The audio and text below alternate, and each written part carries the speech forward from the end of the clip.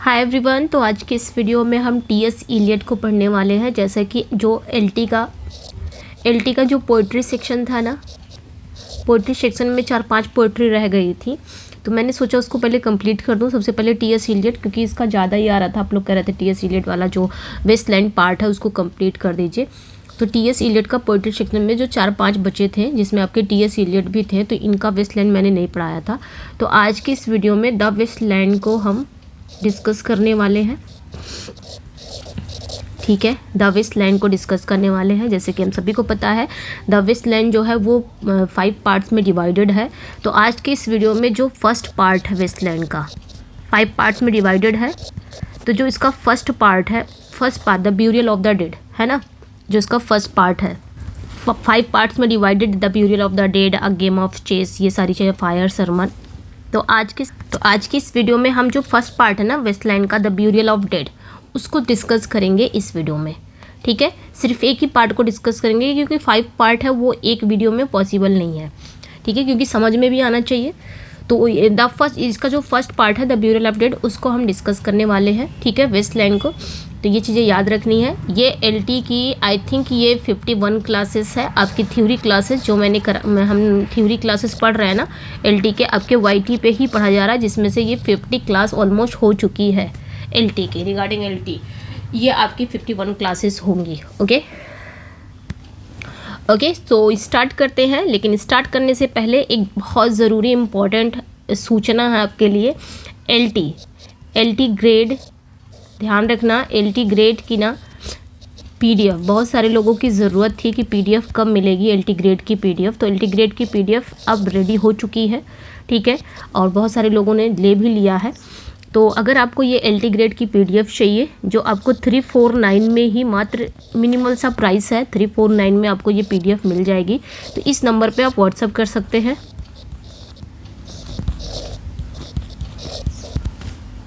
तो ये जो एल.टी. ग्रेड की पीडीएफ है ना, इसमें आपको ना कंप्लीट लिटरेचर पोर्शन मिलने वाला है। ठीक है, कंप्लीट लिटरेचर पोर्शन है, बाइलिंगुअल है। बाइलिंगुअल कहाँ तक है, तो ये चीज़ें ध्यान रखनी है। पोइट्री सेक्शन है, बाकी कॉलोनियल, पोस्ट कॉलोनियल, इंडियन, वो जितने भी हैं सब आपका हिंदी में भी समझाया गया। बाकी पोइट्री सेक्शन में जो है राइटर का जो पोएट है, मतलब जो पोएम है राइटर की, उसको भी पूरा बाकायदा हिंदी में उसका एक्सप्लेनेशन है। तो बाइलिंगुअल भी कह सकते हैं, बाइलिंगुअल भी है। तो जो कोई भी इंटरेस्टेड है इस पीडीएफ में, एल.टी. का 349 मात्र मिनिमल सी प्राइस है। 8081848735 पे आप व्हाट्सअप करके ले सकते हैं पीडीएफ। ठीक है, चलिए फिर स्टार्ट करते हैं सेशन को।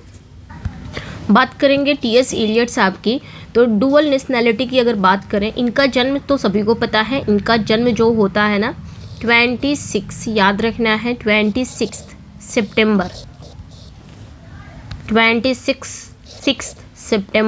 1888 को इनका जन्म होता है। कहाँ पे होता है? सेंट लुइस मिसौरी में इनका जन्म होता है, मिसौरी। ठीक है, तो ये ध्यान रखना है। लेकिन ये मूव्ड हो गए थे कहाँ पे? 1914 में ये इंग्लैंड आ गए थे, और 1917 में ही ये क्या बन गए थे? ब्रिटिश सिटीज़न बन गए थे। तो ये चीज़ें याद रखनी है। ओके, लेकिन इनका जन्म कहाँ होता है? 26 सितंबर 1888 में सेंट लुइस मिसौरी, यूएसए, यानी कि यूनाइटेड स्टेट में इनका जन्म होता है। अमेरिका के सेंट लुइस मिसौरी में हुआ था इनका जन्म। लेकिन ये 1914 में क्या हुआ कि इंग्लैंड चले गए, और 1927 में इन्होंने क्या किया? 1927 में इन्होंने ब्रिटिश नागरिकता ले ली थी, ब्रिटिश सिटीजन बन गए थे। तो ये चीज़ें इंपॉर्टेंट है, इतनी सारी चीज़ें आपके लिए इंपॉर्टेंट है। क्या करें, जुकाम जो होता है तो वो ठीक ही नहीं हो रहा है। पता नहीं कितने 1 साल से झेल रही हूँ, ये जुकाम ठीक नहीं हो रहा है। अगर कोई दवा है तो आप लोग प्लीज़ बताइएगा, सजेस्ट करिएगा कि हाँ ये चीज़ों से ठीक हो जाएगा। पता नहीं क्या होता है, सिर्फ नाक बह रही है, नाक जाम हो जाती है, यही सारी चीज़ें होती है। इस वजह से क्लास भी नहीं हो पाई थी। कल परसों 2 दिन क्लास भी नहीं हो पाई किसी तरह। कल मैंने प्रोवर्ब्स की क्लास ले लिया था, यही सब रीज़न की वजह से। अब क्लास में वो नाक बहना, वो सब की आवाज़ अच्छी नहीं लगती ना, इस वजह से क्लास भी नहीं ले पाती हूँ, यही रीज़न है। तो सजेस्ट ज़रूर करिएगा अगर आप लोग की नज़र में कोई ऐसी दवाई है या कोई ऐसा नुस्खा बोलते हैं ना, नुस्खा अगर हो तो बताइएगा ज़रूर। ठीक है, तो ये चीज़ें याद रखनी। चलिए आते हैं। तो इतनी सारी चीज़ें आपने याद रखनी है जो मैंने बताया था। ठीक है, ज़्यादा झमेले में नहीं पढ़ना है, बस इतना ही याद रखना है। एक चीज़ और याद रखना है कि इनकी डेथ कब हुई थी। तो डेथ को यहीं पे डिस्कस कर लेते हैं, इनकी डेथ के बारे में। डेथ की बात करेंगे तो 4 जैन, ठीक है, जनवरी 1965 में इनकी डेथ हो जाती है। तो ये चीज़ें याद रखनी है। 4 जनवरी 1965 को इनकी डेथ हो जाती है। कहाँ पे होती है? तो केसिंगटन, लंदन, यूनाइटेड किंगडम में ही इनकी जन्म होती है। इनके पेरेंट्स की बात करेंगे, ठीक है। अगर पेरेंट्स की बात करेंगे तो याद रखना हेनरी वेयर इलियट, इनके फादर का नाम रहता है हेनरी वेयर इलियट, ठीक है, इलियट। ये याद रखना, एक सक्सेसफुल बिजनेसमैन थे, प्रेसिडेंट थे, treasure of the hydraulic press brick company in Saint Louis. इनकी मदर थी शार्लेट शैम्पे स्टन्स, जो कि एक पोएट थी, सोशल वर्कर थी, यहाँ पे मैं लिख दे रही हूँ, ठीक है। इनकी मदर, ये तो हो गए फादर। मदर की बात अगर करेंगे तो मदर का शार्लेट, CHARLOTTE, ठीक है, CHAMPE, ये याद रखना है। स्टर्न्स, STERNS, जो आपके TS इलियट का भी यही पूरा नाम है। TS इलियट का पूरा नाम क्या है? पूरा नाम याद रखना है TS इलियट का, थॉमस स्टर्न्स इलियट, ठीक है। कभी कभी ये भी पूछ लिया जाता है, थॉमस स्टर्न्स इलियट, ओके। तो ये चीज़, इतनी सारी पॉइंट्स को याद रखना। आते हैं, अच्छा यहाँ पे कुछ पॉइंट छूट रहे हैं, नोबेल प्राइज़ को देख लेते हैं, ठीक है। तो ये चीज़ें, इतने पॉइंट्स को याद रखना। एक पॉइंट्स और याद रखना बच्चे, 1 मिनट,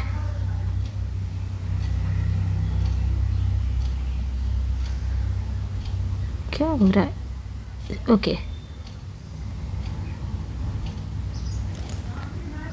ठीक है। और इनकी जो वाइफ थी 1915 में विवियन हेवुड थी, एक 1957 में थी वैलेरी इलियट। वो चीज़ें, नोबेल प्राइज़ की बात करेंगे, he was awarded Nobel prize in literature 1948 में।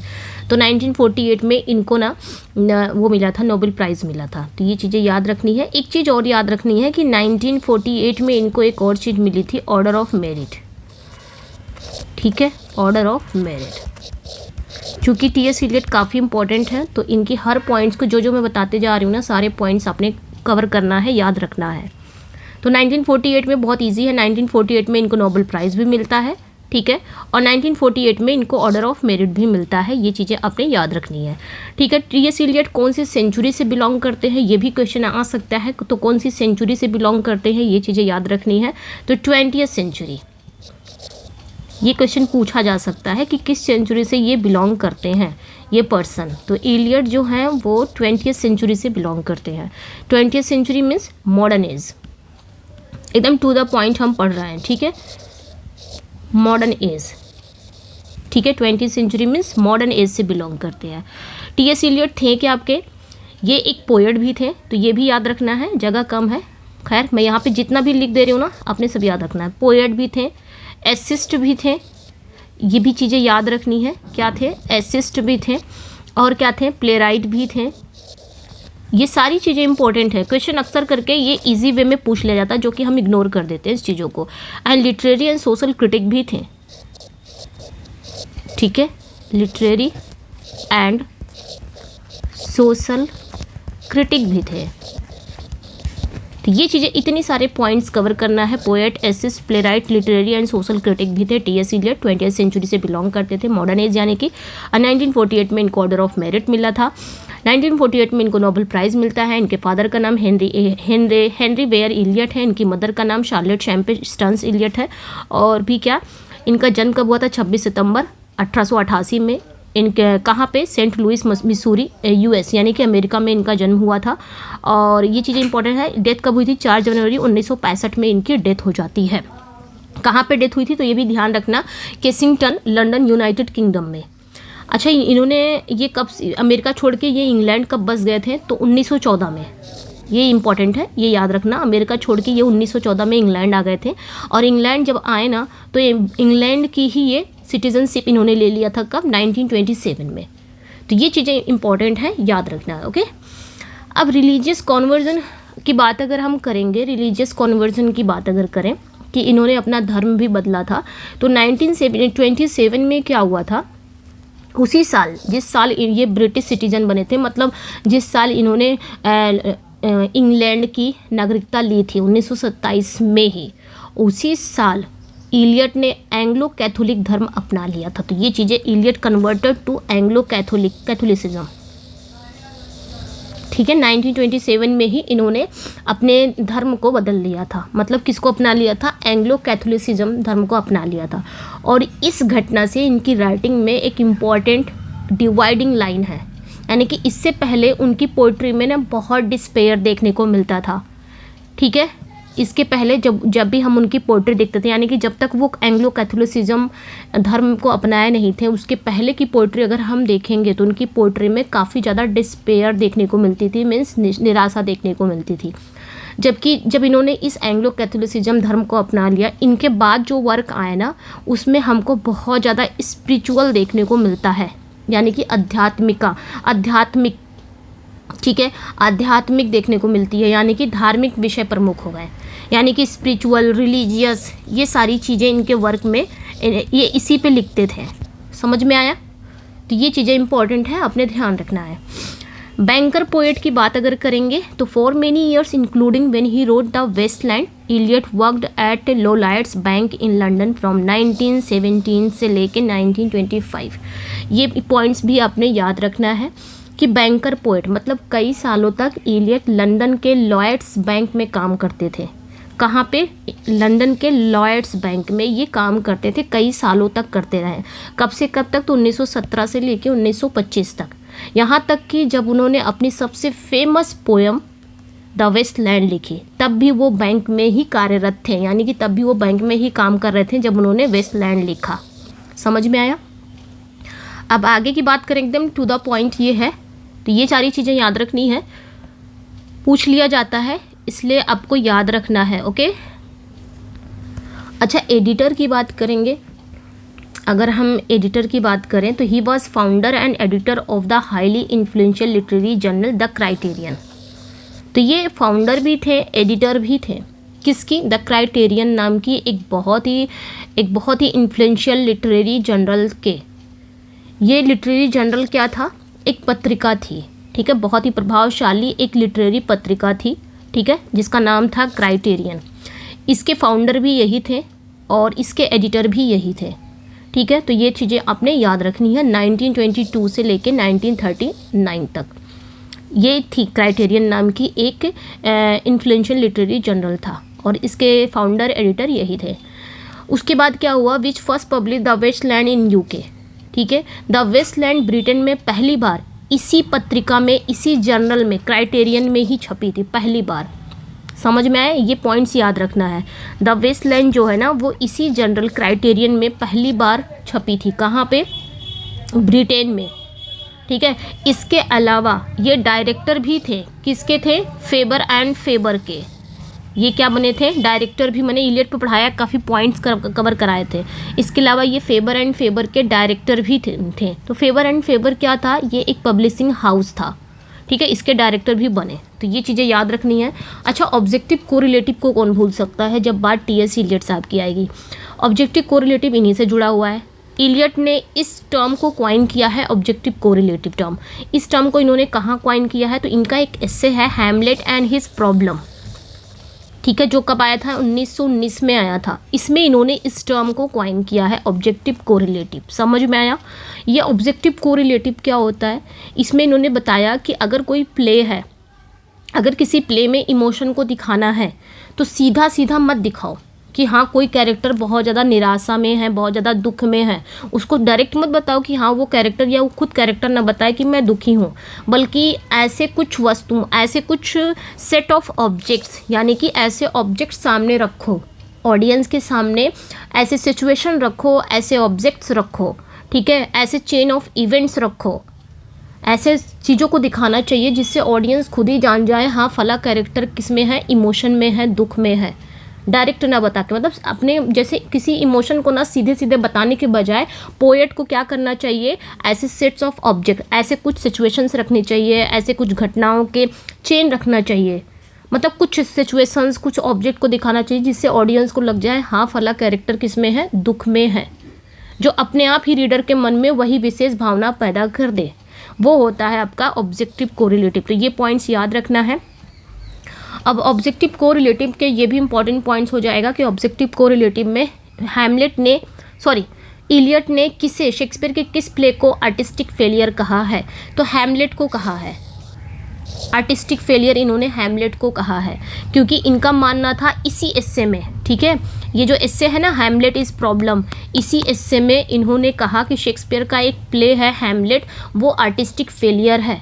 क्यों आर्टिस्टिक फेलियर कहा? क्योंकि इन्होंने कहा हैमलेट में हमें वो ऑब्जेक्टिव कोरिलेटिव देखने को नहीं मिलता, ठीक है, हमें नहीं मिलता। हैमलेट की जैसी भावनाएं थी, हैमलेट का इमोशन क्या था, उसकी माँ, वो अपनी माँ से नफरत करता था ना, लेकिन ऐसा शेक्सपियर ने ऐसे कोई ऑब्जेक्ट्स नहीं दिखाए, ऐसी कोई सिचुएशन नहीं दिखाया जिससे हम फील कर सके कि हैमलेट की नफ़रत कितनी ज़्यादा थी या किस कदर वो नफ़रत करता था, ऐसा कुछ भी नहीं दिखाया। इसीलिए इन्होंने हैमलेट को आर्टिस्टिक फेलियर कहा कि उसमें ऑब्जेक्टिव कोरिलेटिव की कमी है।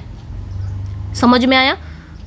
हैमलेट की इमोशन को क्लियरली उन्होंने नहीं दिखाया, इसलिए उन्होंने कहा ऑब्जेक्टिव कोरिलेटिव की कमी है, इसलिए हैमलेट को इन्होंने आर्टिस्टिक फेलियर कहा।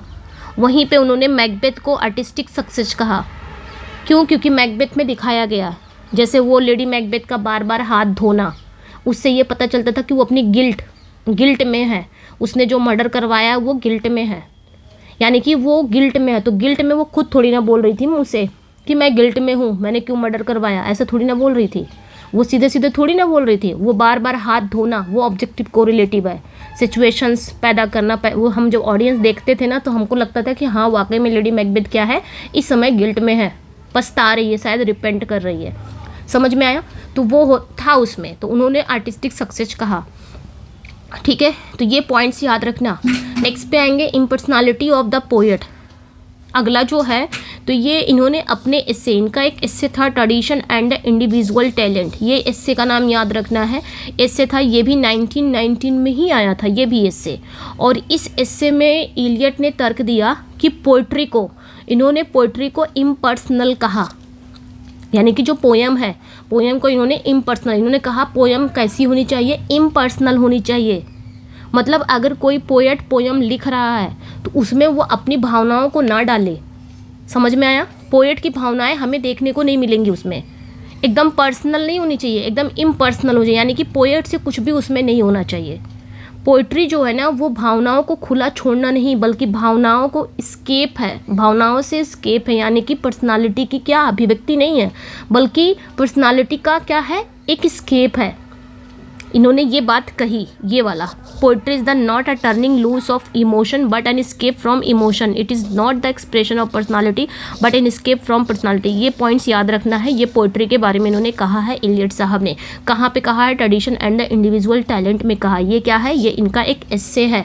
किस पे इन्होंने कहा? इन्होंने कहा कि पोएट, जब भी कोई पोएट अपनी पोइट्री लिखता है तो वो पोइट्री कैसी होनी चाहिए, इम्पर्सनल होनी चाहिए, यानी कि पोएट का पर्सनल उसमें कुछ भी नहीं होना चाहिए। समझ में आया? इन्होंने इसमें ये बात कही। उन्होंने पोएट के दिमाग की तुलना किससे किया? एक कैटलिस्ट से करते हैं, the poet as a catalyst. उन्होंने कहा कि पोएट एक कैटलिस्ट की तरह है। कैटलिस्ट क्या होता है? एक प्लेटिनम का तार होता है, ठीक है। जैसे ये जो कैटलिस्ट है रासायनिक केमिकल रिएक्शन में मदद करता है पर खुद नहीं बदलता, वैसे ही पोएट का जो दिमाग है वो अलग अलग इमोशन, अलग अलग एक्सपीरियंस को मिलाकर पोइट्री बनाता है, लेकिन खुद उन भावनाओं में क्या होता है, अप्रभावित रहता है, यानी कि खुद उसमें नहीं चला जाता है। मतलब यहाँ पे इन्होंने पोएट को ना एक कैटलिस्ट की तरह कहा है, कंपैरिजन की गई है। समझ में आया कि पोएट क्या होता है? एक कैटलिस्ट है। कैटलिस्ट मैंने बताया प्लेटिनम का एक तार होता है, ठीक है। और ये जो कैटलिस्ट होता है, ये प्लेटिनम का तार ना क्या होता है, केमिकल रिएक्शन में मदद करता है लेकिन खुद नहीं बदलता। तो इन्होंने वैसे ही कहा, सेम पोएट भी वही कैटलिस्ट है। उसका दिमाग अलग अलग भावनाएं, अलग अलग अनुभव को मिलाकर पोइट्री बनाता है, लेकिन खुद उन भावनाओं में वो बहता नहीं है। समझ में आया? तो ये चीज़ें याद रखनी है आपने, ओके। ये इन्होंने कहाँ कहा है, ये वाली लाइनें इम्पर्सनैलिटी ऑफ द पोएट के बारे में कहा, कहाँ पे? Tradition and the individual talent. Next पे आएंगे। अच्छा, जब पॉइंट्स ये भी कवर याद रखना है, डिसोसिएशन ऑफ सेंसिबिलिटी से भी ये जुड़े हुए हैं, ठीक है। एक चीज़ याद रखना, मेटाफिजिकल पोएट को भी तारीफ इन्होंने ही की है, इन्होंने ही जगाया था। मेटाफिजिकल जो पोएट थे, जो ग्रुप था ना, वो सो गया था एक टाइम पे आके, लेकिन मॉडर्न एज में 20th सेंचुरी में टी.एस. इलियट ने उन्हें फिर से जगा दिया, उनके फिर से इम्पोर्टेंस को फैला दिया, ठीक है। तो देखो एक टाइम पे ही मॉडर्न जो मेटाफिजिकल पोएट था ना, जो मेटाफिजिकल पोएट के ग्रुप जैसे जॉन डन वगैरह थे, एक टाइम पे थे, लेकिन ऐसा एक टाइम आया जहाँ वो एकदम गायब से हो गए थे। लेकिन मॉडर्न एज में क्या हुआ, 20वीं सेंचुरी में टी.एस. इलियट ने दोबारा से उन्हें फिर से जगा दिया। कैसे जगा दिया? इसी से, डिसोशिएशन ऑफ सेंसिबिलिटी से। तो ये जो क्वाइन है ये भी इन्होंने ही किया, ये जो टर्म है ना ये भी इन्होंने ही पॉपुलराइज किया है। कहाँ पे? मेटाफिजिकल पोएट्स में, 1921। ये इनका एस्से है, ठीक है, ध्यान रखना है बच्चे, ये एस्से है, ठीक है, ये याद रखना है, ये इनका एस्से है। इस एस्से में इन्होंने डिसोसिएशन ऑफ सेंसिबिलिटी एक टर्म है उसको क्या किया है? पॉपुलर किया है। अब डिसोसिएशन ऑफ सेंसिबिलिटी ये याद रखना है। जैसे इन्होंने कहा, इन्होंने इसमें बताया जो 17वीं सेंचुरी के पोएट थे लाइक जॉन डन वगैरह, यानी कि जो मेटाफिजिकल पोएट के जो लोग थे, जो पोएट्स थे लाइक जॉन डन वगैरह, वो क्या करते थे? Unified sensibility where they felt their thought but are dissociation of sensibility split between thought and feeling set it after. देखिए यहाँ पे इन्होंने क्या कहा, इन्होंने 17वीं सेंचुरी के जो पोएट हैं जैसे कि लाइक जॉन डन वगैरह, इन्होंने उनकी तारीफ़ की इस मेटाफिजिकल पोएट्स में, इस अपने इस एस्से में। किसकी तारीफ़ की? जॉन डन वगैरह की। इन्होंने कहा कि ये जो जॉन डन वगैरह, ये जो राइटर हुआ करते थे ना, मेटाफिजिकल पोएट्स हुआ करते थे ना, ये लोग जब अपनी पोइट्रीज लिखते थे ना तो ये लोग क्या करते थे? अपने थॉट को, यानी कि अपने जो थॉट है, ठीक है, अपने जो थॉट है, अपने विचारों को फील करते थे, यानी कि अपनी थॉट, अपनी इमोशन को एक साथ फील करके अपनी पोइट्री में डालते थे। मतलब ये लोग थॉट एंड फीलिंग एक साथ करके लिखते थे, अलग अलग नहीं लिखते थे। जैसे कि रोमांटिक एरा में देखोगे तो सिर्फ फीलिंग है, थॉट नहीं है, ठीक है, तो ये चीज़ें ध्यान रखनी है। तो इन्होंने कहा, इसी की तारीफ़ इन्होंने की, इनको बहुत अच्छा लगा जब इन्होंने जॉन डन की पोइट्री वगैरह पढ़ी तो इनको काफ़ी अच्छा लगा टी.एस. इलियट को, कि बताओ ये लोग जो लिखते थे ना थॉट एंड फीलिंग को मिला के लिखते थे। इसीलिए जब इनको अच्छा लगा ना तो इसीलिए इन्होंने इसे क्या कहा? यूनिफाइड सेंसिबिलिटी कहा।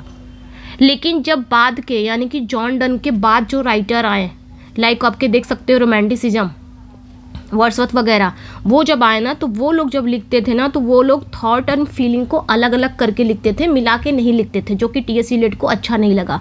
इसीलिए इसलिए उन्होंने क्या टर्म दिया कि डिसोशिएशन ऑफ सेंसिबिलिटी, यानी कि सेंसिबिलिटी में डिसोसिएट हो गया है।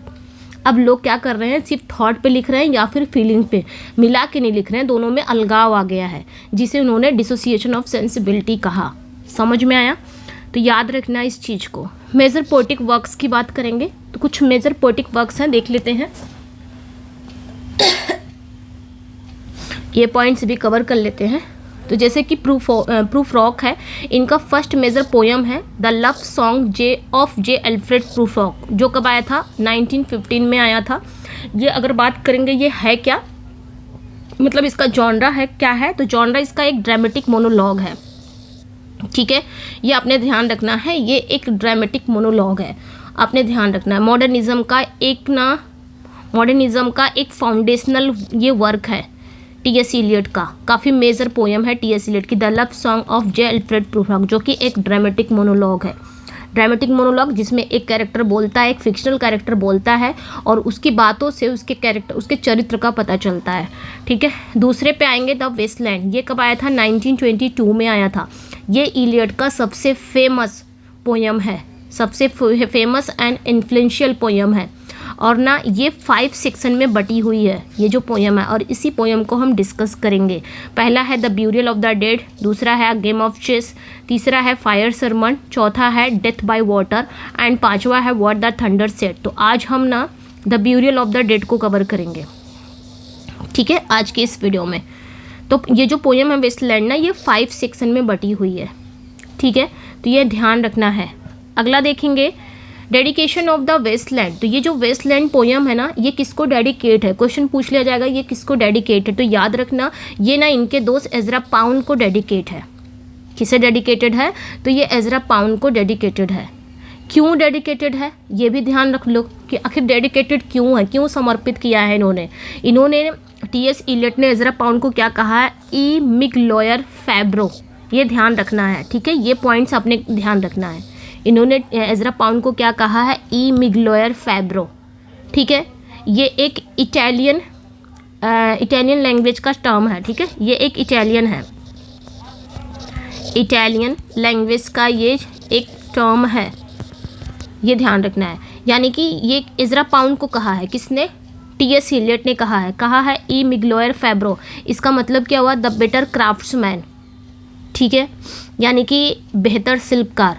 ऐसा क्यों कहा है इन्होंने? ऐसा इसलिए कहा क्योंकि पाउंड ने क्या किया, द वेस्टलैंड को ना बहुत ज़्यादा एडिट करके छोटा बनाया, ठीक है, बहुत ज़्यादा एडिट कर दिया था। उनके जो ओरिजिनल मैन्युस्क्रिप्ट था ना, वेस्टलैंड का जो ओरिजिनल बुक थी, जो ओरिजिनल मैन्युस्क्रिप्ट थी, उसको इन्होंने इज़रा पाउंड ने क्या किया, उसको कट वट करके एडिट वगैरह करके छोटा कर दिया, थोड़ा सा ऐसा कर दिया कि हाँ पढ़ने लायक हो, कोई भी पढ़ ले जाएगा, ठीक है। तो ऐसा इन्होंने ये कर दिया था, इज़रा पाउंड ने एडिट वगैरह कर दिया था। तो इसीलिए टी.एस. इलियट ने इज़रा पाउंड को इल मिग्लोयर फैब्रो कहा। इटालियन लैंग्वेज है जिसका मतलब हुआ द बेटर क्राफ्ट्समैन, ये याद रखना है, ठीक है। यानी कि बेटर क्राफ्ट मतलब अच्छा बेहतर शिल्पकार है, ठीक है, तो ये ध्यान रखना है।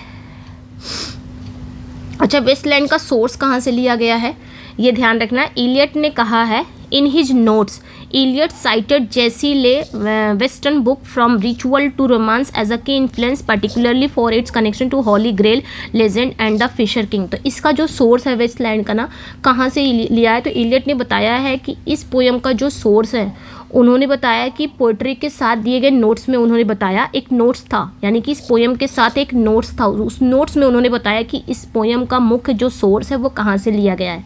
तो इस पोयम का मुख्य सोर्स ना J.C.L. वेस्टन की, ये याद रखना, J.C.L. वेस्टन की एक बुक है जिसका नाम क्या है, फ्रॉम रिचुअल टू रोमांस, ठीक है, यहाँ तक है, फ्रॉम रिचुअल टू रोमांस। ये किसका है? J.C.L. वेस्टन का है, ये एक बुक है फ्रॉम रिचुअल टू रोमांस, ठीक है, इसी से लिया गया है।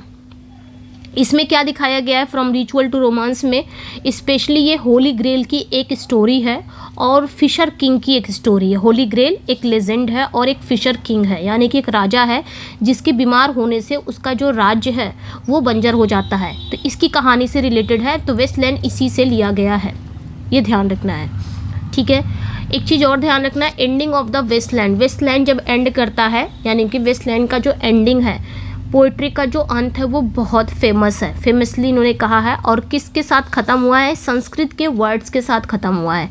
वेस्टलैंड का जो एंडिंग है, ये पोयम का जो एंड होता है ना, वो संस्कृत के वर्ड्स के साथ ख़त्म होता है, जिसका ना ऐसे शांति शांति शांति, इसी के साथ ख़त्म होता है। तो ये चीज़ें ध्यान रखनी, अभी हम इसको पढ़ेंगे, ठीक है। द हॉलो मैन, अगला जो उनका वर्क है, पोयम है हॉलो मैन, ये 1925 में आया था ये पोयम है, ठीक है। और ये पोयम ना वर्ल्ड वार फर्स्ट के बाद, यानी कि जब वर्ल्ड वार हुआ था, वर्ल्ड वार फर्स्ट जब हुआ था, उसके बाद दुनिया ना स्पिरिचुअल एम्प्टीनेस और निराशा को दिखाती है। यानी कि दुनिया कैसी हो गई थी, कितनी खोखलीपन हो गई थी, स्पिरिचुअल एम्प्टीनेस हो गई थी, खोखलापन, दुनिया के अंदर कितना निराशा हो गया था। ये पोयम इसी को दिखाती है, द हॉलो मैन। और इसमें एक लाइन है, this is the way the world ends not with a bang but a whimper, ये लाइन है इसमें। तो ये फेमस लाइन है इसकी, हॉलो मैन की, ये ध्यान रखना। नेक्स्ट पे आएंगे एस वेडनेसडे, ये कब आया था? 1930। ये his first long poem after converting to Anglo Catholicism dealing with the difficult journey toward fates. तो ये इनकी फर्स्ट लॉन्ग पोएम थी जब इन्होंने अपने धर्म को बदल लिया था, जब ये एंग्लो कैथोलिसिज्म धर्म को अपना लिए थे, उसके बाद की ये इनकी पहली लॉन्ग पोएम है, ठीक है। तो ये ध्यान रखना है। और इस पोएम में इन्होंने फेथ यानी कि जो विश्वास है, फेथ को पाने की कठिन आध्यात्मिक यात्रा के बारे में बताया है, डिफ़िकल्ट जर्नी के बारे में बताया है। नेक्स्ट जो है 4 क्वार्टर्स, ठीक है। नेक्स्ट वन जो है 4 क्वार्टेट्स, ये 1943 में आया था। ये जो वर्क है ना, इस राइटिंग को इलियट खुद अपनी सबसे मास्टरपीस मानते हैं। इलियट मतलब इसको ना इलियट खुद ही मास्टरपीस मानते हैं। और ये 4 लंबी पोइट्रीज़ का एक कलेक्शन है, ठीक है। 4 लंबी, जैसे कि ब्रंट नॉर्टन है, ईस्ट कुकर है, द ड्राई सॉल्वेजेस है, लिटिल गिडिंग है। तो ये ध्यान रखना है, इसमें 4, ठीक है, 4 ये ध्यान रखना है। ये ना बात अगर करेंगे तो इसमें 4 लंबी मतलब 4 लॉन्ग पोइट्रीज़ का ये कलेक्शन है, ठीक है, कलेक्शन है, जिसमें इसमें इन्होंने क्या बताया है, टाइम के बारे में बताया है। टाइम के बारे में, ये सारी इसकी थीम है, स्पिरिचुअल के बारे में, ठीक है, स्पिरिचुअलिटी और एग्जिस्टेंस जैसे गहरे थीम पर चिंतन करते हैं, तो ये चीज़ें ध्यान रखनी है। ड्रामा एंड अदर वर्क की बात करेंगे तो पोइटिक ड्रामा इन्होंने लिखा है। पोइटिक ड्रामा क्या होता है? वर्ड्स में लिखना। इलियट ना सेंट्रल फिगर थे। Revival of 20th century poetic और वर्ड्स ड्रामा, तो ये चीज़ें ध्यान रखनी है। इलियट 20th सेंचुरी में पोइटिक ड्रामा यानी कि पद्य बोल सकते हैं, वर्ड्स या पोइट्री में लिखे गए प्ले को, इनको इन्होंने फिर से रिवाइव करने वाले ये पहले राइटर में से एक थे। यानी कि ड्रामा वगैरह पोइट्री में लिखना, ये पहले ऐसे राइटर थे जो दोबारा से लिखना इन्होंने स्टार्ट कर दिया था, तो ये चीज़ें ध्यान रखनी है। इनका सबसे फेमस जो प्ले है वो मर्डर इन द कैथेड्रल है, ये ध्यान रखना। फेमस प्ले है जो 1935 में आया था, और इसमें इन्होंने किसके बारे में दिखाया है? आर्क बिशप थॉमस बैकेट की हत्या का हिस्टोरिकल इवेंट पर आधारित है ये। ओल्ड पोशम, ये ध्यान रखना है। ओल्ड पोशम, ये इन्होंने his light hearted book Old Possum book of Practical Cats 1939 में आया था। तो इलियट ने बच्चों के लिए हल्की फुल्की पोइट्री की एक किताब लिखी थी जिसका नाम क्या था? Old Possum book of Practical Cats, ठीक है, ये बुक थी। और इस बुक में फेमस और बहुत ही सफल म्यूज़िक कैट्स आधारित थे, ठीक है, म्यूजिकल कैट्स आधारित थे, फेमस म्यूजिकल कैट्स। ये जो ओल्ड पोशम है ना, ये ध्यान रखना, ये इलियट का निक नेम है, और आई थिंक ये निक नेम उन्होंने दिया था, इजरा पाउंड ने दिया था आई थिंक। तो ये निक नेम है जिसको किसने दिया था? इजरा पाउंड। अच्छा यहाँ पे है भी, मैंने देखा नहीं, इजरा पाउंड ने दिया था, ठीक है। तो ये निक नेम किसने दिया था? इजरा पाउंड ने दिया था, ये ओल्ड पोशम। और इसी पे इन्होंने एक बुक भी लिख दी थी, old Possum book of practical, ये इन्होंने बच्चों के लिए लिखी थी, हल्की फुल्की पोइट्री की एक किताब है, तो ये चीज़ें ध्यान रखना। अब आते हैं वेस्ट लाइन पे। हम इतनी सारे पॉइंट्स को मैंने कवर करा दिया है, और सारे पॉइंट्स इंपॉर्टेंट है तो आपने कवर, वैसे तो वर्क बहुत है अभी भी, लेकिन कुछ कुछ पॉइंट्स को हम कवर करेंगे, ठीक है। अच्छी ध्यान रखना, ये ब्यूरियल ऑफ द डेड जो है ना, इसमें बहुत सारे रेफरेंसेस हैं, इनके वेस्टलैंड में बहुत सारे रेफरेंसेस हैं। सारे रेफरेंसेस बताऊंगी मैं, जहाँ जहाँ पे जो भी रेफरेंस इन्होंने लिया है ना, जो जहाँ पे मतलब जिसका भी रेफरेंस मिलता है वो हम सब पढ़ते चलेंगे। तो ब्यूरियल ऑफ द डेड, ये जो टाइटल है ना, पहला रेफरेंस याद रखना, ये जो टाइटल है ध्यान रखना, ये टाइटल जो है ना एक इंग्लिश प्रेयर बुक है जिसका नाम है book of common prayer. Book of common prayer, ये एक इंग्लिश बुक है, मतलब इंग्लिश प्रेयर बुक है, ठीक है, इंग्लिश प्रेयर बुक है जिसका नाम है बुक ऑफ कॉमन प्रेयर। तो बुक ऑफ कॉमन प्रेयर का जो लास्ट वाला पार्ट है, लास्ट पार्ट, ठीक है, इसका जो लास्ट पार्ट है यानी कि इसका जो फ्यूनरल वाला हिस्सा है, यानी कि इसके लास्ट में ना एक फ्यूनरल आता है इसके लास्ट में, common book of common prayer में लास्ट का जो पार्ट है, लास्ट की जो लाइन है वो फ्यूनरल के बारे में बताती है, ठीक है, फ्यूनरल के बारे में बताती है। तो ये जो फ्यूनरल की जो लाइनें हैं, मतलब इसका जो लास्ट पार्ट में जो लास्ट लाइन है वो फ्यूनरल के बारे में बताती है। तो फ्यूनरल वाले हिस्से से लिया गया है ये जो आपका टाइटल है, the burial of the dead. समझ में आया? तो ये याद रखना है, book of common prayer, book of common prayer का जो लास्ट फ्यूनरल वाला हिस्सा है ना, वहाँ से ये टाइटल लिया गया है, द ब्यूरियल ऑफ डेड। पहला रेफरेंस याद रखना। अब आते हैं ऐसे एक एक रेफरेंसेस को देखेंगे। रेफरेंसेस ज़्यादा इंपॉर्टेंट है तो उसको कहीं नोट डाउन कर लेना, आप लोग क्या करना, नोट डाउन कर लेना, ठीक है। तो पहला रेफरेंस याद रखना। दूसरा रेफरेंस यहाँ पे अप्रैल इज़ द क्रूलेस्ट मंथ, ये भी याद रखना कि इन्होंने अप्रैल मंथ को क्रूलेस्ट मंथ कहा है, टी.एस. इलियट ने कहा है अप्रैल। लेकिन ये एक चीज़ यहाँ से ध्यान रखना कि जेफरी चौसर जो थे,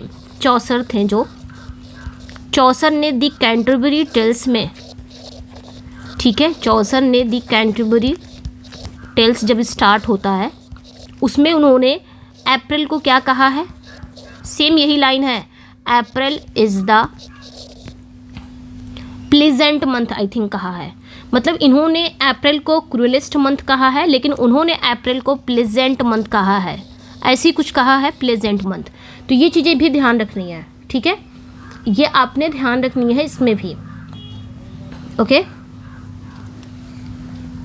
जैसे कि यहाँ पे टी.एस. इलियट ने अप्रैल को सबसे क्रूएलेस्ट मंथ कहा है, सबसे क्रूर महीना कहा है, लेकिन जस्ट ये अपोजिट अगर देखेंगे तो जेफरी चौसर जो थे, जेफरी चौसर भी जब ये कैंटरबरी टेल्स स्टार्ट करते हैं तो वो भी यही लाइन सेम यही लाइन लेते हैं, अप्रैल इज़ द, मतलब अप्रैल महीनों को उन्होंने सबसे प्यारा महीना कहा है, प्लीजेंट मंथ कहा है। समझ में आया? तो वहाँ से ये लिया गया है, ध्यान रखना है, यहाँ से भी पूछा जा सकता है, तो ये आपने ध्यान रखना। चौसर ने द कैंटरबरी टेल्स को स्टार्ट किया तो अप्रैल को अच्छा महीना कहा है, प्यारा महीना कहा है, और इलियट ने उसी अप्रैल मंथ को क्रूएलेस्ट मंथ कहा है।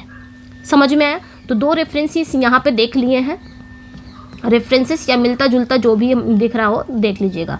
अब आते हैं हम पोइट्री को स्टार्ट करते हैं। वेस्टलैंड यानी कि बंजर भूमि, यही तो हुआ बंजर भूमि, और बंजर भूमि का ये पहला पार्ट है the burial of the dead. जैसे कि मैंने बताया कि वेस्टलैंड 5 भागों में बटी हुई है, और इसका जो पहला भाग है the burial of the dead के बारे में हम पढ़ेंगे, यानी कि मृतकों को दफनाना। ये जो पोइट्री है ना, ये जो पोयम है ना वेस्टलैंड, ये जो मॉडर्न दुनिया की जो स्पिरिचुअलिटी है, यानी कि जो आध्यात्मिकता है और जो इमोशन है, जो बैरननेस के बारे में है, बंजरता के बारे में है, ये पार्ट क्या दिखाता है, the burial of the dead, ये जो पार्ट है ना, ये दिखाता है कि कैसे लोग असली भावनाओं से डरते हैं और अपनी यादों और इच्छाओं के दर्द से बचने की कोशिश करते हैं। मतलब उनके अंदर क्या आ चुका है, उनके अंदर इमोशन ख़त्म हो चुका है, उनके अंदर जो स्पिरिचुअलिटी है, सच्ची जो भावनाएँ हैं, यानी कि आध्यात्मिकता सच्ची, यानी कि जो भगवान से जुड़ी रहती है, वो ख़त्म हो चुकी है, उनके अंदर बंजरता आ चुकी है, और वो अपनी असली भावनाओं से डरते हैं, अपने असली यादों, अपनी असली इच्छाओं के दर्द से बचने की कोशिश करते हैं। ये पार्ट ये बताएगा, तो इस पार्ट में हम यही पढ़ने वाले हैं। और वेस्टलैंड इन्होंने किसे कहा है, जो उस समय का जो, तो वेस्टलैंड इन्होंने लंदन, ध्यान रखना है। थोड़ा सा पोएम का लेआउट पहले हम समझेंगे, तब हम पढ़ेंगे, तब ज़्यादा समझ में आएगा पोएम में कह क्या रहे हैं। पोएम के फर्स्ट पार्ट में इन्होंने क्या कहा है, देखिए, जब मॉडर्न दुनिया की हम बात करेंगे, मॉडर्न वर्ल्ड के थे ये टी.एस. इलियट, तो मॉडर्न दुनिया में पहुंच गए, यानी कि इन्होंने जब फर्स्ट वर्ल्ड वार हुआ था, फर्स्ट वर्ल्ड वार के बाद दुनिया के जो लोग हैं आध्यात्मिक या भावनात्मक रूप से मर चुके थे। अगर उनके अंदर जो आध्यात्मिक चीज़ें थी या भावनात्मक, उनके अंदर भावना होना सब खत्म हो चुके थे, वो एक वेस्टलैंड बन गए थे। यानी कि जो मॉडर्न दुनिया थी ना, वो क्या बन गई, वो एक वेस्टलैंड बन गई, बंजर भूमि बन गई। तो वो मेनली यही बातें कहना चाहते हैं कि हम जिंदा लाशें हैं, आज के जो मॉडर्न लोग हैं हम भी उसी में आते हैं। लास्ट में टी.एस. इलियट ने इसी में लास्ट में हम पे ही उन्होंने अटैक किया है, हम जैसे रीडर पे, ठीक है। यानी कि हम भी उसमें आते हैं कि हम जिंदा लाश हैं। मॉडर्न इंसान जो है वो जिंदा लाश है, जिंदा होकर भी वो मरा हुआ है, एक जॉम्बी की तरह हुआ है। एक जॉम्बी, जैसे जॉम्बी नहीं होते हैं, मर जाते हैं लेकिन चलते रहते हैं। आप देखोगे ना, बहुत सारे जॉम्बीज़ मूवीज़ देखे होंगे, मर भी जाते हैं लेकिन तब भी वो चलते रहते हैं, उनका जो निशाना रहता है एक ही जगह, बस अपना शिकार ढूंढते रहते हैं। तो टी.एस. इलियट साहब ने कहा है कि हम जिंदा लाश हैं। मॉडर्न इंसान के जितने भी लोग हैं, चाहे हम हो, चाहे आप हो, चाहे इस पोएम के जो भी कैरेक्टर के बारे में इन्होंने बताया, सब लोग क्या हैं, जिंदा लाश हैं। जिंदा होकर भी हम लोग क्या हैं, मरे हैं। ठीक है, तो आइए इस पोएम में हम पढ़ेंगे, लास्ट में इसको फिर समझेंगे क्या पोएम में ये कह रहे हैं। ठीक है, ठीक है, तो आइए देखते हैं यह कि वर्ल्ड वार के बाद दुनिया कैसी हो गई थी। फर्स्ट वर्ल्ड वार के बाद दुनिया के लोग जो थे ना, उनके अगर बात करेंगे, उनकी स्पिरिचुअलिटी ख़त्म हो गई थी, इमोशन उनके अंदर मर चुका था, वो एकदम मात्र कैसे हो गए थे, एकदम वेस्टलैंड हो गए थे। यानी कि जैसे बैरन, बंजर लोग होते हैं, जैसे बंजर ज़मीन होती है। तो यहाँ पे इन्होंने कहा है April is the cruellest month breeding lilacs. Lilacs एक प्रकार का फूल होता है। Out of the dead land mixing memory and desire stirring dull roots with spring rain, winter kept us warm, covering earth in forgetful snow, feeding a little life with dried tubers. Summer surprised us coming over the eastern burger sea. ठीक है, तो यहाँ पे हम देखेंगे सबसे पहले 1 से लेके 7वीं लाइन तक देखेंगे। ठीक है, 1 2 3 4 5 6 यहाँ तक ट्यूबर्स तक देख लेते हैं। तो इन्होंने इसमें क्या बताया है, पोएट कहते हैं, पोएट यहाँ पे अप्रैल के महीने को ना सबसे क्रूर महीना कहते हैं। ये एक अजीब बात है ना, क्योंकि हम अगर देखेंगे तो अप्रैल का जो मंथ है, अप्रैल का मंथ मतलब बसंत लाना, स्प्रिंग सीजन आ जाता है।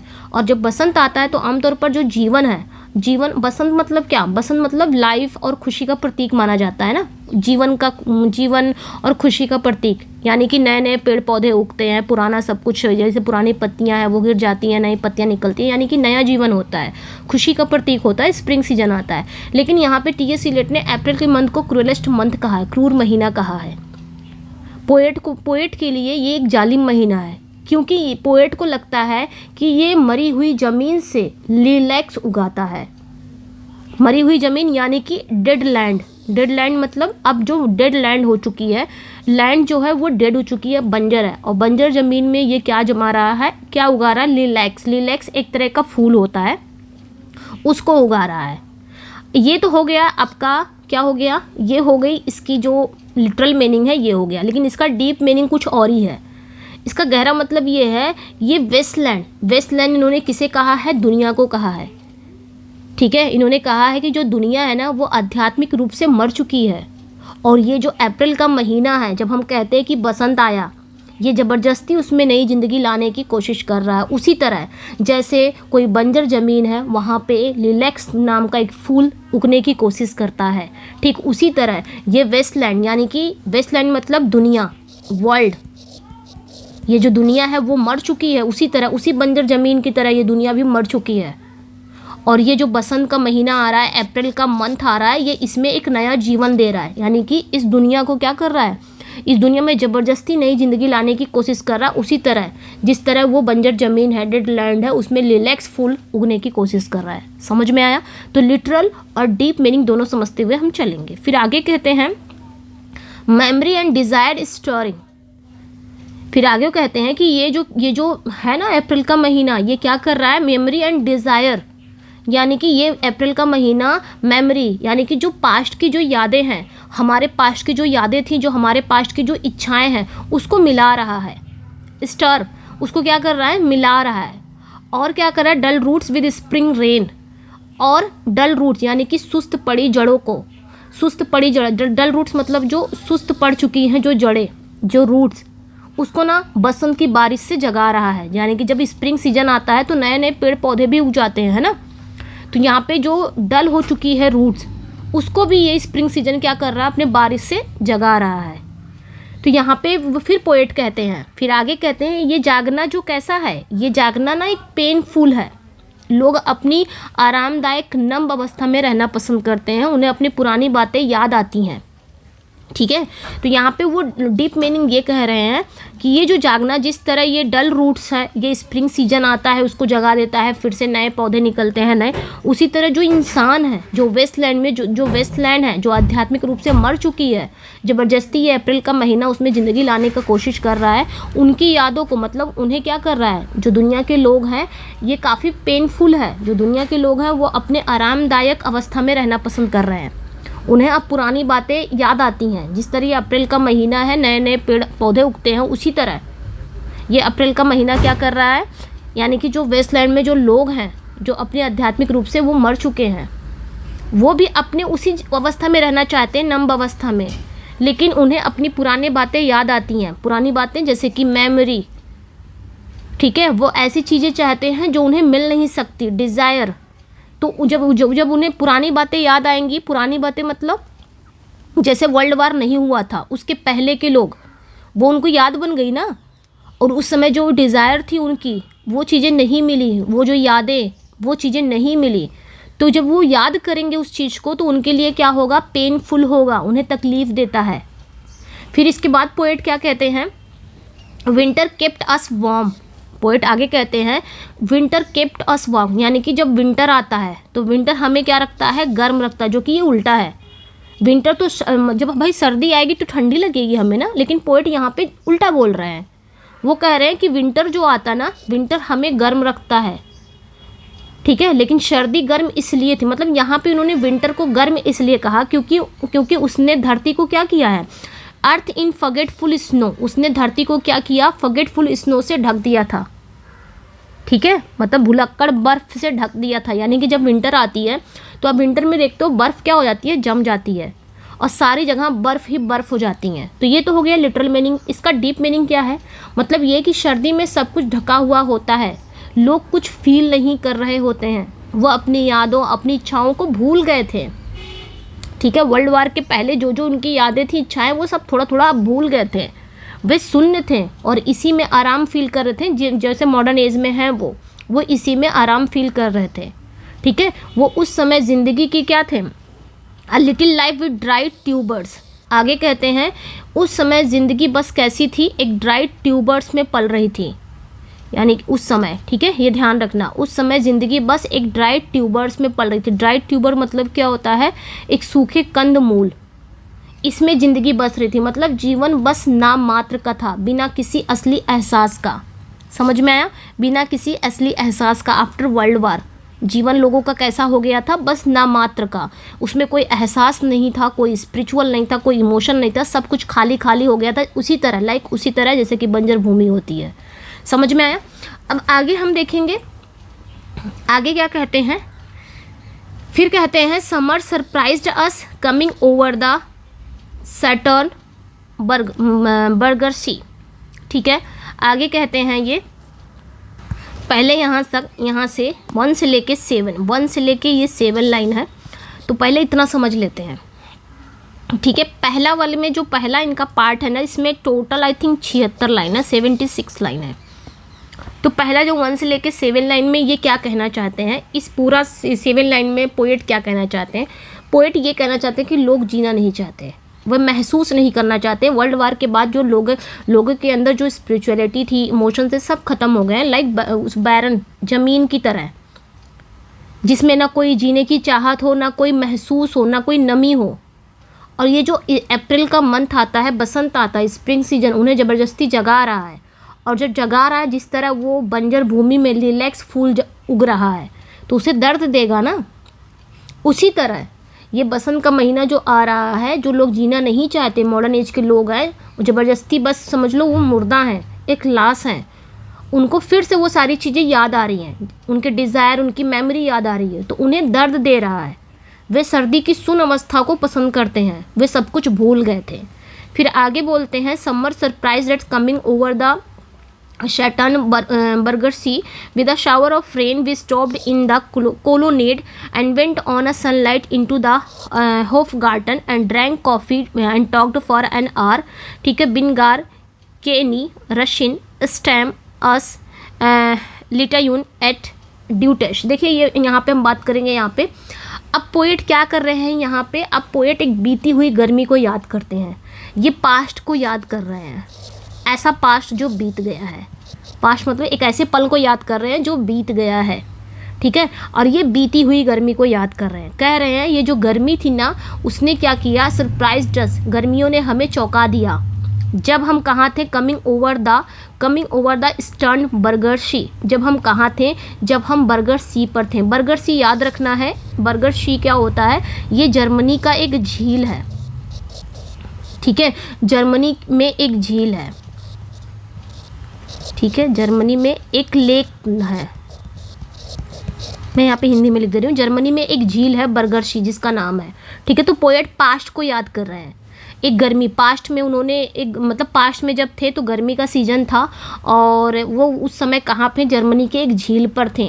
तो उन्होंने कहा जो समर है, जो गर्मियाँ हैं, गर्मियों ने हमें चौंका दिया। जब हम कहाँ पर थे, एक ईस्टर्न बर्गर सी यानी कि जर्मनी के एक झील पर थे, उसने हमें चौंका दिया। क्या चौंकाया, with a shower of rain, अचानक से बारिश की बौछार आई। We stopped in the colonnade, हम कहाँ रुके, हम एक कोलोनेड में रुक गए। मतलब जब हम जर्मनी के एक झील पर थे जिसका नाम था ईस्टर्न बर्गर सी, उस झील पर थे तो गर्मियों ने हमें चौंका दिया। पोएट यहाँ पे पास्ट को याद कर गए हैं कि हम एक जगह, पास्ट में एक घटना घटी, गर्मी का सीजन था और हम एक झील पर थे जिसका नाम था ईस्टर्न बर्गर सी, लेकिन तभी गर्मी ने हमें चौंका दिया। क्या चौंकाया, तभी अचानक से बारिश आ गई, तभी अचानक बारिश की बौछार आई। और we stopped in a colonnade, हम एक कोलोनेड में रुके, हम एक कोलोनेड में रुक गए। कोलोनेड क्या होता है, याद रखना है, ये एक बरामदा होता है, खंभों वाला बरामदा। ठीक है, हिंदी में सब लिख रही हूँ मैं, खंभों, ताकि पीडीएफ मिले तो आपको अच्छे से समझ में आए। खंभों वाला बरामदा।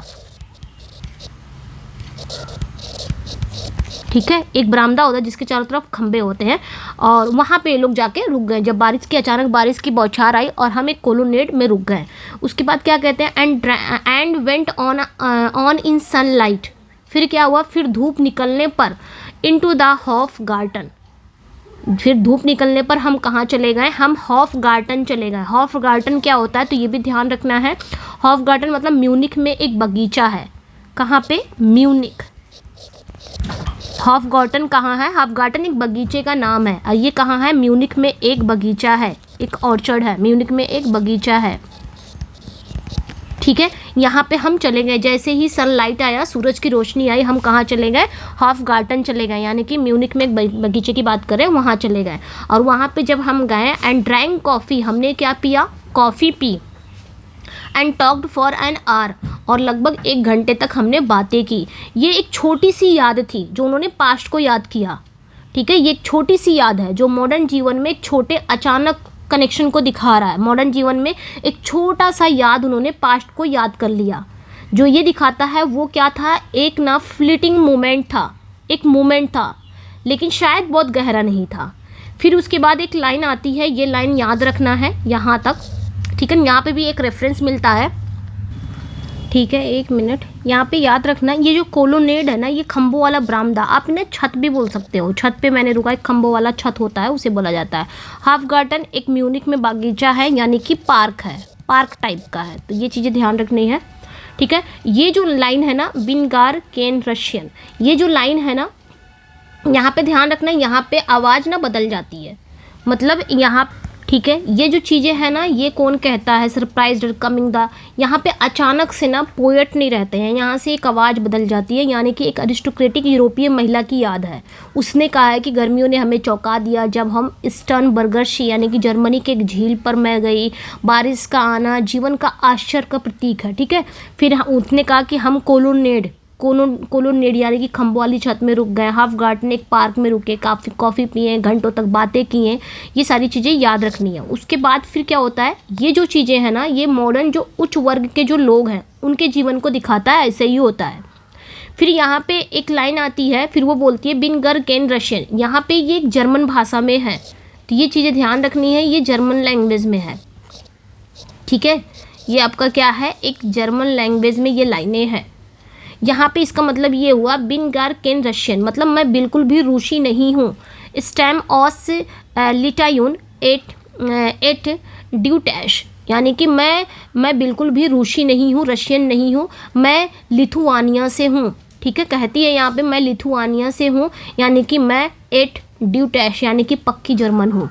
तो वो ना अरिस्टोक्रेटिक वो महिला बोल रही है। ठीक है, तो ध्यान रखना है यहाँ पे फिर क्या होता है, आगे कहते हैं and when we are children staying at the archduke, आगे भी बोलते हैं यहाँ पे, ये तो इसमें आ जाएगा। इतना ही लाइनें ध्यान रखना है, ये लाइनें नहीं है, ये इतनी ही लाइनें हैं। ठीक है, तो ये अपने ध्यान रखना है। अब ये जो लाइनें हैं यहाँ से फिर से स्टोरी थोड़ी सी चेंज हो जाती है। बिनगार केन रशियन यहाँ से जो बोलती है जर्मन लैंग्वेज में, इसका मतलब मैं बिल्कुल भी रूसी नहीं हूँ, मैं लिथुआनिया से आई हूँ, पक्की जर्मन हूँ। ये बोलती कौन है तो ध्यान रखना, यहाँ पे मैरी नाम की, मैरी लैरिश की आवाज़ आती है। एक काउंटेस रहती है जिसका नाम रहता है मैरी। ठीक है, मैरी, इस तरह नाम भी हो सकता है, मैरी। ठीक है, मैरी, ये ध्यान रखना, मैरी लैरिश, LARISCH, ये वाला नाम, ये एक काउंटेस रहती है। ठीक है, ध्यान रखना, ये काउंटेस की आवाज़ आती है, यही कहती है। ये फर्स्ट वर्ल्ड वार के बाद यूरोप में ऐसा हो गया था कि फर्स्ट वर्ल्ड वार के बाद यूरोप में ना आइडेंटिटी, नेशनलिटी और कन्फ्यूज़न का बिखराव को दिखाता है, क्योंकि फर्स्ट वर्ल्ड वार के बाद लोग अपनी पहचान भूल गए थे, लोगों को पहचानना बड़ा मुश्किल हो रहा था। तब लोग इस तरह चिल्ला कर ज़ोर ज़ोर से अपनी पहचान को बताते थे। समझ में आया, यहाँ पे ज़ोर ज़ोर से वो अपनी पहचान को बताते थे।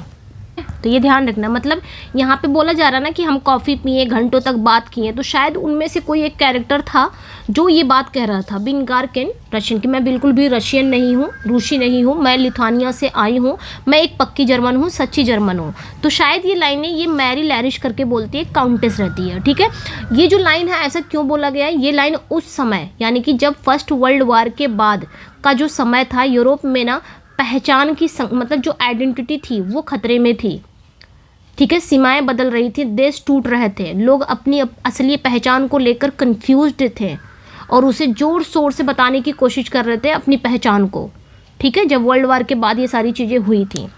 फिर आगे क्या होता है, माई कजिन्स ही टुक मी, ये मैरी कहती है, and when we were children, Marie यहाँ पे कह रही है, आगे कहती है, अब बात करने वाली शायद मैरी नाम की एक काउंटेस है जो अपनी बचपन की याद बताती है। यहाँ से ये लोग यहीं पे बैठे हैं, ठीक है, बैठ के बात कर रहे हैं, शायद उसी में से कोई कैरेक्टर है जो ये बात बोली है और शायद ये कहा जा रहा है कि उसका नाम मैरी है, ठीक है, मैरी जो कि एक काउंटेस रहती है। तो वो आगे फिर बोलती है कि मैं कोई रूसी नहीं हूँ, मैं क्या हूँ, लिथुआनिया से, मैं पक्की जर्मन हूँ। फिर आगे कहती है कि and when we were children staying at the archduke. अब वही मैरी नाम की जो काउंटेस है वो अपनी बचपन की एक और याद बताती है, कहती है कि जब हम बच्चे थे, व्हेन वी वर चिल्ड्रन, जब हम बच्चे थे तो हम आर्च ड्यूक के यहाँ ठहरे थे। आर्च ड्यूक मतलब ध्यान रखना, आर्च ड्यूक मतलब एक बड़ा रईस या राजकुमार जिसे कहा जाता है, ड्यूक मतलब ही होता है कि राजा, तो आर्च ड्यूक मतलब एक बड़ा रईस, यानी कि जब हम बच्चे थे तो हम कहाँ ठहरे हुए थे, एक बड़े रईस या राजकुमार के यहाँ ठहरे हुए थे। My cousins he took me out on a sled, आगे कहते हैं वह मेरा चचेरा भाई था, माई कजिन्स वह मेरा चचेरा भाई था, वह मुझे एक स्लेज के बाहर, मतलब एक स्लेज पर बाहर ले गया। स्लेज क्या होता है, ध्यान रखना, स्लेज बर्फ़ पर फिसलने वाली एक गाड़ी होती है, ठीक है, स्लेज जो होती है ना ये बर्फ़ पर फिसलने वाली एक गाड़ी होती है।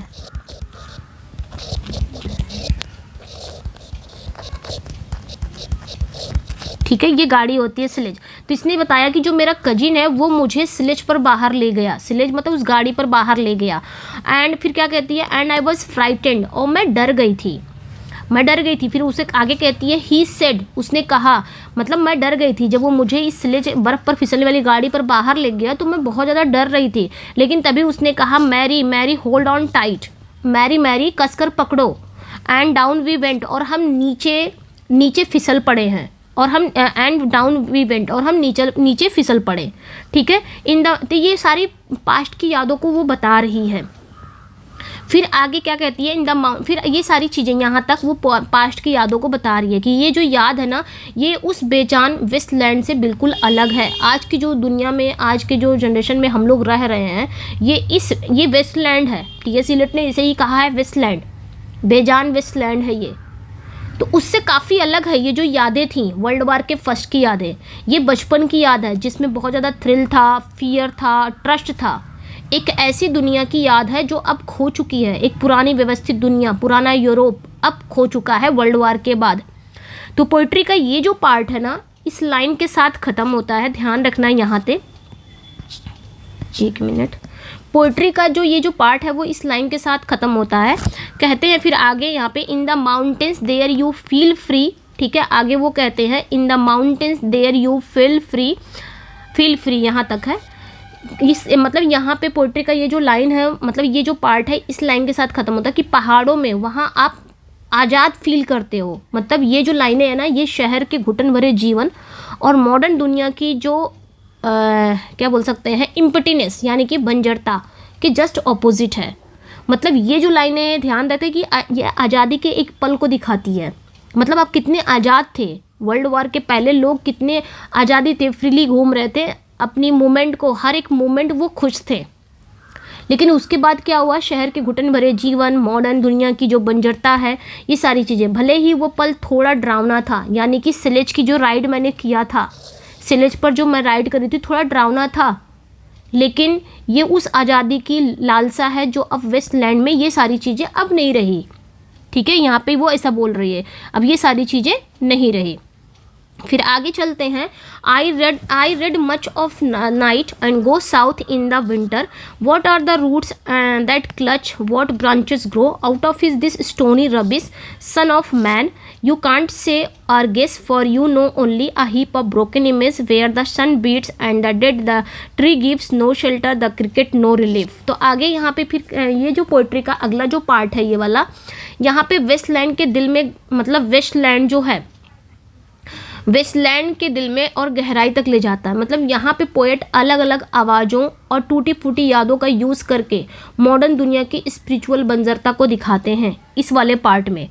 तो यहाँ पे हम देखेंगे आई रेड, आगे कहते हैं पहली एक लाइन में आवाज़ आती है, शायद यहाँ पे भी मैरी ही होगी, ये भी शायद मैरी ही होगी, ये कैरेक्टर याद रखना, ठीक है। शायद ये भी मैरी ही होगी या कोई और भी कैरेक्टर हो सकता है जो कह रही है, ठीक है। आगे वो कहती है कि I read much of the night, मैं रात भर पढ़ती हूँ, and go south in the winter, और सर्दियों में मैं कहाँ चली जाती हूँ, साउथ चली जाती हूँ। साउथ मतलब जहाँ गर्म जगह है, ठीक है। मैं रात भर पढ़ती हूँ और सर्दियों में कहाँ चली जाती हूँ, साउथ, यानी कि गर्म जगह पर चली जाती हूँ। ओके, गर्म जगह चली जाती हूँ। तो ये जो लाइन है ना, एक बेचैन और बेघर ज़िंदगी को दिखाती है। मतलब ये भी सच्चाई से भागने का एक तरीका है, जैसे पहले लोग बसंत से भाग रहे थे, स्प्रिंग सीजन से भाग रहे थे, ठीक है। इसके बाद वहाँ पे कहा जा रहा है what are the roots that clutch what branches grow out of the stony rubbish. आगे यहाँ पे एक चीज़ और बोलते हैं ये, क्या यहाँ पे वो लड़की शायद मैरी है या कोई और कैरेक्टर है जो ये बोलती है कि मैं रात भर पढ़ती थी और मैं सर्दियों में दक्षिण चली जाती थी, मतलब गर्म जगह चली जाती थी। तो ये भी लाइनें काफ़ी बेचैन और बेघर ज़िंदगी को दिखाता है। ये भी सच्चाई से भागने का एक तरीका ही है। इसके बाद ना एक सीरियस, एक गंभीर और दमदार आवाज़, शायद कोई वो पैगंबर की आवाज़ होगी या कोई रीडर, मतलब वो रीडर से ही या कोई मॉडर्न इंसान से पूछती है। ये जो कैरेक्टर है, शायद मैरी हो या कोई और कैरेक्टर हो, ये पूछती है, एक दमदार आवाज़ में पूछती है। शायद वो हम जैसे रीडर से पूछती है या मॉडर्न इंसान से पूछ रही है। कह रही है कि what are the roots that clutch, ऐसी कौन सी जड़ें हैं जो जकड़ रही हैं। व्हाट ब्रांचेस ग्रो, ऐसी कौन सी शाखाएं हैं जो उग रही हैं। Out of this stony rubbish, इस पथरीले मलबे से। पथरीला, स्टोनी रबिस मतलब पथरीला मलबा, मतलब मॉडर्न दुनिया का प्रतीक। आजकल जो मॉडर्न दुनिया का है, नेचर कट गए हैं, यहाँ पे भी इन्होंने थोड़ा सा नेचर के बारे में बात किया है। पथरीला मलबा हो चुका है आज मॉडर्न दुनिया, आध्यात्मिक रूप से मर चुकी है, बंजर हो चुकी है आज की दुनिया। पोएट यहाँ पे पूछ रहे हैं कि टूटी फूटी बंजर दुनिया में अब क्या नया जीवन उग सकता है, इस टूटी फूटी बंजर दुनिया में। उसी तरह कह रहे हैं ऐसी कौन सी रूट्स है, यहाँ पे क्वेश्चन वो खुद क्वेश्चन कर रहे हैं हम जैसे रीडर से, ऐसी कौन सी जड़ है जो जकड़ रही है, कौन सी शाखाएँ हैं जो उग रही है। पथरीले मलबे में कहीं कोई जड़ उगती है क्या, कहीं कोई शाखाएं उगती हैं क्या। पथरीला मलबा यानी कि मॉडर्न दुनिया को बोल रहे हैं जो आध्यात्मिक रूप से मर चुका है, बंजर हो चुका है। तो पोएट पूछ रहे हैं इस टूटी फूटी बंजर दुनिया में अब क्या नया जीवन उग सकते हैं, क्या कोई पेड़ शाखाएं उग सकते हैं, शायद नहीं। तो ये क्वेश्चन कर रहे हैं, ठीक है। ये शायद किसी पैगंबर से क्वेश्चन कर रहे हैं, शायद किसी रीडर से क्वेश्चन कर रहे हैं, शायद किसी वो मॉडर्न इंसान से क्वेश्चन कर रहे हैं। तो यहाँ पे वो जिससे भी क्वेश्चन कर रहे हैं यहाँ पे जवाब मिलता है, तो यहाँ पे वो जवाब देते हैं। अब यहाँ पे जवाब कौन दे रहा है, पैगंबर की आवाज़ खुद जवाब देती है, शायद वो खुद ही अपने आप को जवाब लेते हैं। कहते हैं सन ऑफ मैन, मतलब तुम कह नहीं सकते, you can't sun of man. वो कहते हैं कि हे इंसान, यहाँ पे वो बोलते हैं हे इंसान, फिर आगे वो इतना क्वेश्चन करके फिर जवाब भी खुद ही होते हैं। शायद वो जिससे क्वेश्चन कर रहे हैं वही जवाब दे रहा हो। तो यहाँ पे ध्यान रखना, वो पैगंबर, मैंने कहा ना कि पैगंबर से कोई प्रॉफिट है, कोई रीडर है या मॉडर्न इंसान से वो क्वेश्चन पूछ रहे हैं, फिर वही प्रॉफिट जवाब भी दे रहा है कि सन ऑफ मैन, हे इंसान, यू कांट से, तुम कह नहीं सकते, आर गेस, या अंदाज़ा नहीं लगा सकते, for you know only a heap of broken image, ठीक है। या अंदाज़ा नहीं लगा सकते, तुम कह नहीं सकते, अंदाज़ा नहीं लगा सकते, क्योंकि तुम केवल क्या हो, एक ब्रोकन इमेज का एक ढेर जानते हो, टूटी फूटी इमेजेस का एक ढेर जानते हो। इसका मतलब ये हुआ, इसका मतलब ये कि मॉडर्न इंसान का जो विश्वास है, उसकी जो संस्कृति है, वो सब टूट चुकी है। उसके पास सिर्फ अगर कुछ है तो खंडहर है, यानी कि ब्रोकन वही इमेज है। उसके पास ना विश्वास है, ना संस्कृति है, कुछ भी नहीं है आफ्टर वर्ल्ड वार के बाद, ठीक है। तो ये बंजर भूमि कैसी, फिर आगे कहते हैं ये जो बंजर भूमि है ये कैसी बंजर भूमि है, ये कैसा वेस्टलैंड है जहाँ पे वेयर द सन बीट्स, जहाँ सूरज तेज तपता है, and the dead tree gives no shelter, और सूखा पेड़ कोई शेल्टर नहीं देता, कोई छाया नहीं देता है। The cricket no relief, cricket यहाँ पे इन्होंने झिंगुर को बोला है, वो वाला क्रिकेट नहीं, ध्यान रखना है यहाँ पे ने झिंगुर, क्रिकेट मतलब झिंगुर। द क्रिकेट नो रिलीफ, ठीक है। आगे कहते हैं झिंगुर की कोई आवाज़ नहीं, कोई राहत नहीं, कोई रिलीफ नहीं देती। ये कैसा बंजर भूमि है जहाँ सूरज इतना तेज़ तपता है, सूखा पेड़ कोई छाया नहीं देता है, झिंगुर की आवाज़ कोई राहत नहीं देती है, सूखे पत्थर से, आगे बोलते हैं and the dry stone no sound of water, भाई अब देखोगे नदी वगैरह रहती है जहाँ पे पत्थर वत्थर रहते हैं, वहाँ पे पानी जब बहता है खूब तो वहाँ पे आवाज़ करती है कल कल की, है ना। तो यहाँ पे वो कह रहे हैं and the dry stone no sound of water, जो सूखा पत्थर है, सूखे पत्थर से पानी की कोई आवाज़ नहीं आती। ठीक है, आगे यहाँ पे वो कह रहे हैं, ये एक स्पिरिचुअल ड्रॉट को दिखा रहे हैं, एक स्पिरिचुअल ड्रॉट, एक आध्यात्मिक सूखे का एक भयानक पिक्चर यहाँ पे पोएट दिखा रहे हैं। मतलब यहाँ कोई आराम नहीं है। आज की दुनिया के लोग, मॉडर्न एज के जो लोग हैं, उनके अंदर कोई आराम नहीं है, कोई उम्मीद नहीं है। पानी का मतलब कोई उम्मीद नहीं है, कोई नेचर नहीं है। पेड़ झिंगुर मतलब कोई नेचर भी, सब कुछ मर चुकी है आज की दुनिया देखोगे तो। फिर उसकी बात देखेंगे यहाँ पे ये क्या कहते हैं, only there is shadow under this rock. आगे वो कहते हैं, अब ये जो हिस्सा रहेगा ये 27 से लेके 30 तक। ठीक है, आगे ये क्या कह रहे हैं, only there is shadow under this red rock, come in under the shadow of this red rock and I will show you something different from इधर। Your shadow is morning striding behind you and your shadow is at evening rising to meet you. I will show you fear in handful of dust. तो यहाँ तक देख लेते हैं। फिर आगे कहते हैं यहाँ पे ये पोएट कहते हैं कि only there is shadow under this red rock. मतलब ये कह रहे हैं ये कैसी बंजर भूमि है, कैसा वेस्टलैंड है जहाँ सूरज तपता हो, यही सब बोल रहे हैं ना, जहाँ सूरज तपता हो, जहाँ कोई सूखा पेड़ कोई छाया नहीं देता, झिंगुर जो है उनकी आवाज़ आराम नहीं देती, सूखे पत्थर से पानी की कोई आवाज़ नहीं आती। तो आगे कहते हैं कि उस बंजर भूमि में, इस वेस्टलैंड में जहाँ कोई छाया नहीं है, वहाँ सिर्फ एक चीज़ है। वो एक चीज़ क्या है कि केवल ये रेड रॉक है। रेड रॉक मतलब लाल चट्टान के नीचे एक छाया है। तो पोएट कहते हैं कि come in under the shadow of this red rock, आओ और इस लाल चट्टान की छाया में आ जाओ। पोएट यहाँ पे बुला रहे हैं कि इस लाल चट्टान की छाया में आ जाओ। यहाँ पे लाल चट्टान किसे बोला उन्होंने, फेथ को बोला है, जो थोड़ा बहुत फेथ है, शायद फेथ, या फिर इन्होंने इस रेड रॉक को शायद चर्च का बोला हो, चर्च, यानी कि इस फेथ में आ जाओ, इस चर्च में आ जाओ। रेड रॉक मतलब लाल चट्टान, मतलब यहाँ पे थोड़ी सी छाया है, इस फेथ में आ जाओ, या तो इस चर्च का प्रतीक है जो इस वेस्टलैंड की दुनिया में एकमात्र सहारा है, इस बंजर भूमि में। यानी कि पोएट आपको एक उस छाया में बुला रहा है, लेकिन ये छाया आपको आराम नहीं देगी। ये जो छाया, ये पेड़ की छाया नहीं है, ये आपकी शायद फेथ की छाया होगी या चर्च की छाया में बुला रहे हैं। शायद इस बंजर भूमि में, इस वेस्टलैंड में कोई चर्च है। समझ में आया?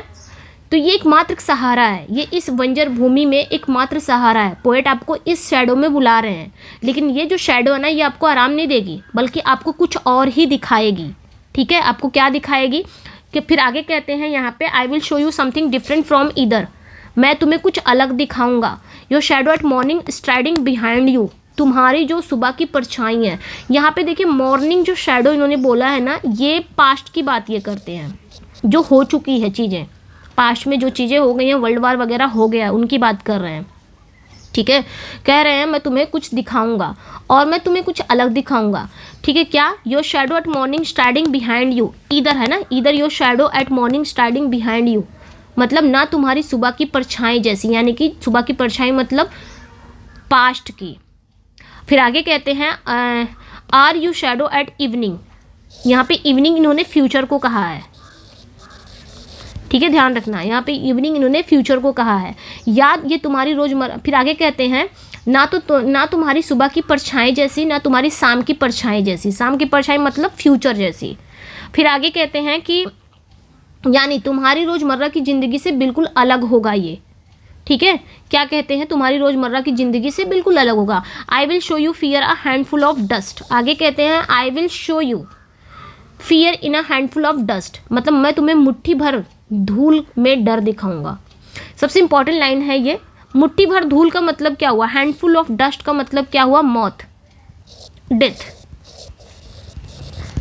ठीक है, डेथ मतलब मौत, या फिर यह एहसास कि इंसान मिट्टी से बना है और मिट्टी में मिल जाएगा। इंसान मिट्टी से बना है, मिट्टी में मिल जाएगा।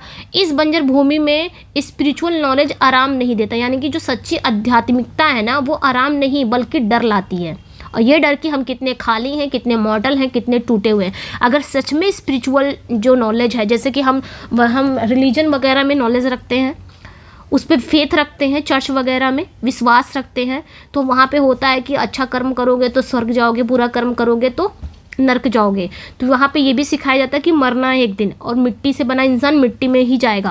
तो ये सारी चीज़ें हमारे अंदर कोई आराम, ये जो शैडो है ये आराम लाएगा, ये जो शैडो इस पर अगर हम विश्वास करेंगे तो ये आराम थोड़ी ना देगा, ये बल्कि हमारे अंदर एक डर लाएगा। समझ में आया? फिर आगे ये चीज़ें आ जाती हैं। फिर यहाँ पे आप देखोगे यहाँ पे भी, फिर यहाँ पे जर्मन लैंग्वेज में ये 4 लाइनें हैं। फ्रेश वेट डेर विंड डर हेमेट जू में इरिश काइंड ओ विलेस्ट ड्यू। तो यहाँ पे फिर ये 4 लाइनें आ जाती हैं। ये एक फेमस ओपेरा है, ठीक है, जो कहाँ से लिया गया है यहाँ पे एक रेफरेंसेस मिल जाता है। तो ये याद रखना, ये जो 4 लाइन है ना, ये फिर से क्या आ जाता है, ये एक जर्मन लैंग्वेज में है। फिर से ये 4 लाइन जर्मन, बहुत सारे रेफरेंसेस मिलेंगे इनमें, ठीक है। और ये जो जर्मन लैंग्वेज में है, ये लाइनें ना रिचर्ड वैगनर, ये नाम याद रखना है, ठीक है, Richard Wagner, WAGNER, Richard Wagner के ओपेरा, इनका एक ओपेरा है, ठीक है, जिसका नाम क्या है ध्यान रखना है, ओपेरा है ट्रिस्टन एंड इशोल्ड से है, ठीक है, Tristan TRISTAN, Tristan and Isolde ISOLDE। तो ये याद रखना है, यहाँ पे एक रेफरेंस मिल जाएगा आपको, ठीक है। कहाँ से लिया गया है ये जो लाइनें हैं ना जर्मन लैंग्वेज की 4, ये लाइनें ना रिचर्ड वैगनर का एक ओपेरा है ट्रिस्टन एंड इशोल्ड से है, ठीक है। अब हम समझेंगे फिर इन लाइनों में ये क्या कहते हैं, मैंने बताया अभी, ये लाइनों में ये क्या कहते हैं। ये 4 लाइनें जर्मन लैंग्वेज में है, एक फेमस ओपेरा है, यानी कि संगीत प्ले से लिया, ट्रिस्टन एंड इशोल्ड से लिया गया है। इसका मतलब ये है फ्रेश वेट डेर विंड, यानी कि ताज़ी हवा बह रही है, डेर हेमेट जो, यानी कि जो घर है, हेमेट होमलैंड की ओर, में आयरिश काइंड, मेरी आयरिश बच्ची, हु विलेस्ट ड्यू, यानी कि तुम कहाँ इंतज़ार कर रही हो। तो ये जानते हैं, ये एक सॉन्ग है, एक गीत है, जो कौन गा रहा है, एक नाविक का गीत है, ठीक है, एक नाविक का गीत है जो समुद्र में है और वह अपनी प्रेमिका को याद कर रहा है जो आयरलैंड में है, ठीक है। तो यहाँ पे क्या होता है कि वो मेमोरी एंड डिज़ायर को, ये मेमोरी और डिज़ायर का एक एग्जाम्पल है, जहाँ पे उसको अपने पास्ट की यादें आ जाती हैं, पास्ट की याद अपनी मेमोरी को याद करने लग जाता है, फिर अपनी प्रेमिका से मिलने की डिज़ायर रखता है, ठीक है। तो ये ध्यान रखना, एक नाविक का ये गीत है, ये आपने ध्यान रखना है, ठीक है। लेकिन क्या हुआ है कि ये एक असफल उदास प्रेम की कहानी है जो कभी पूरी नहीं हुई, जो इस वेस्टलैंड में एक और टूटी हुई चीज़ है। फिर आगे आ जाते हैं हम, आगे अब फिर एक और आवाज़ आती है, शायद एक लड़की की आवाज़ है, ठीक है, जिसे उन्होंने क्या कहा है, हाइसिंथ गर्ल कहा है। ये हाइसिंथ मतलब जलकुंभी वाली लड़की का है। फिर एक और लड़की की आवाज़ आती है, you give me hyacinth first year ago they called me the hyacinth girl yet when we came back late from the hyacinth garden, ठीक है। आगे देखेंगे हाइसिंथ गार्डन। फिर आगे यहाँ पे होता है, your arms full and your hair wet, I could not speak and my eyes failed, I was neither living not dead and I knew nothing, ठीक है, looking into the heart of light the silence. यहाँ तक देख लेते हैं, silence तक, ठीक है। फिर क्या होता है, यहाँ पे फिर से एक लड़की की आवाज़ आती है, शायद वो लड़की होगी। अब यहाँ पे एक हाइसिंथ गर्ल है, जिसे पोएट ने हाइसिंथ गर्ल कहा है, जलकुंभी वाली लड़की कहा है। ये एक पोएट यहाँ पे एक रोमांटिक पल को याद करते हैं, ठीक है। शायद वो लड़की याद करती है, जो ये हाइसिंथ गर्ल है, वो एक रोमांटिक पल को याद करती है, ठीक है। हालांकि पोएट ही रहते हैं, सब कुछ पोएट है, बस उन्होंने अलग अलग कैरेक्टर दे दिया है। वहाँ पे मैरी दे दिया है, यहाँ पे एक हाइसिंथ गर्ल दे दिया है, तो ये चीज़ें याद रखनी है, लेकिन है तो पोएट ही।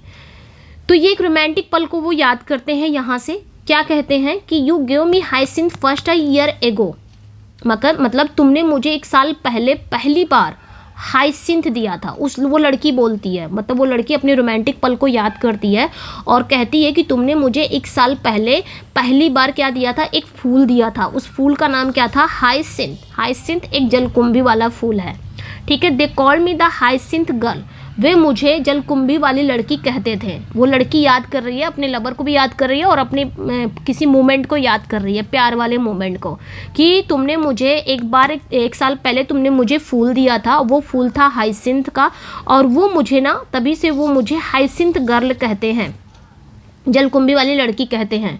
एट विन, यहाँ पे ना खूबसूरत मासूम याद है, लेकिन अब जो पोएट है, पोएट की आवाज़ आती है। अब यहाँ पे पोएट बोल रहे हैं, ठीक है, पोएट की आवाज़ आती है। वो उस पल को ना अनुभव बताते हैं कि उस पल क्या हुआ था, यानी कि प्यार का जो मोमेंट था उस समय, ठीक है। अभी मैं बता रही हूँ इसका, ये तो लिटरल मीनिंग पहले पढ़ लेते हैं, फिर डीप मीनिंग पढ़ेंगे।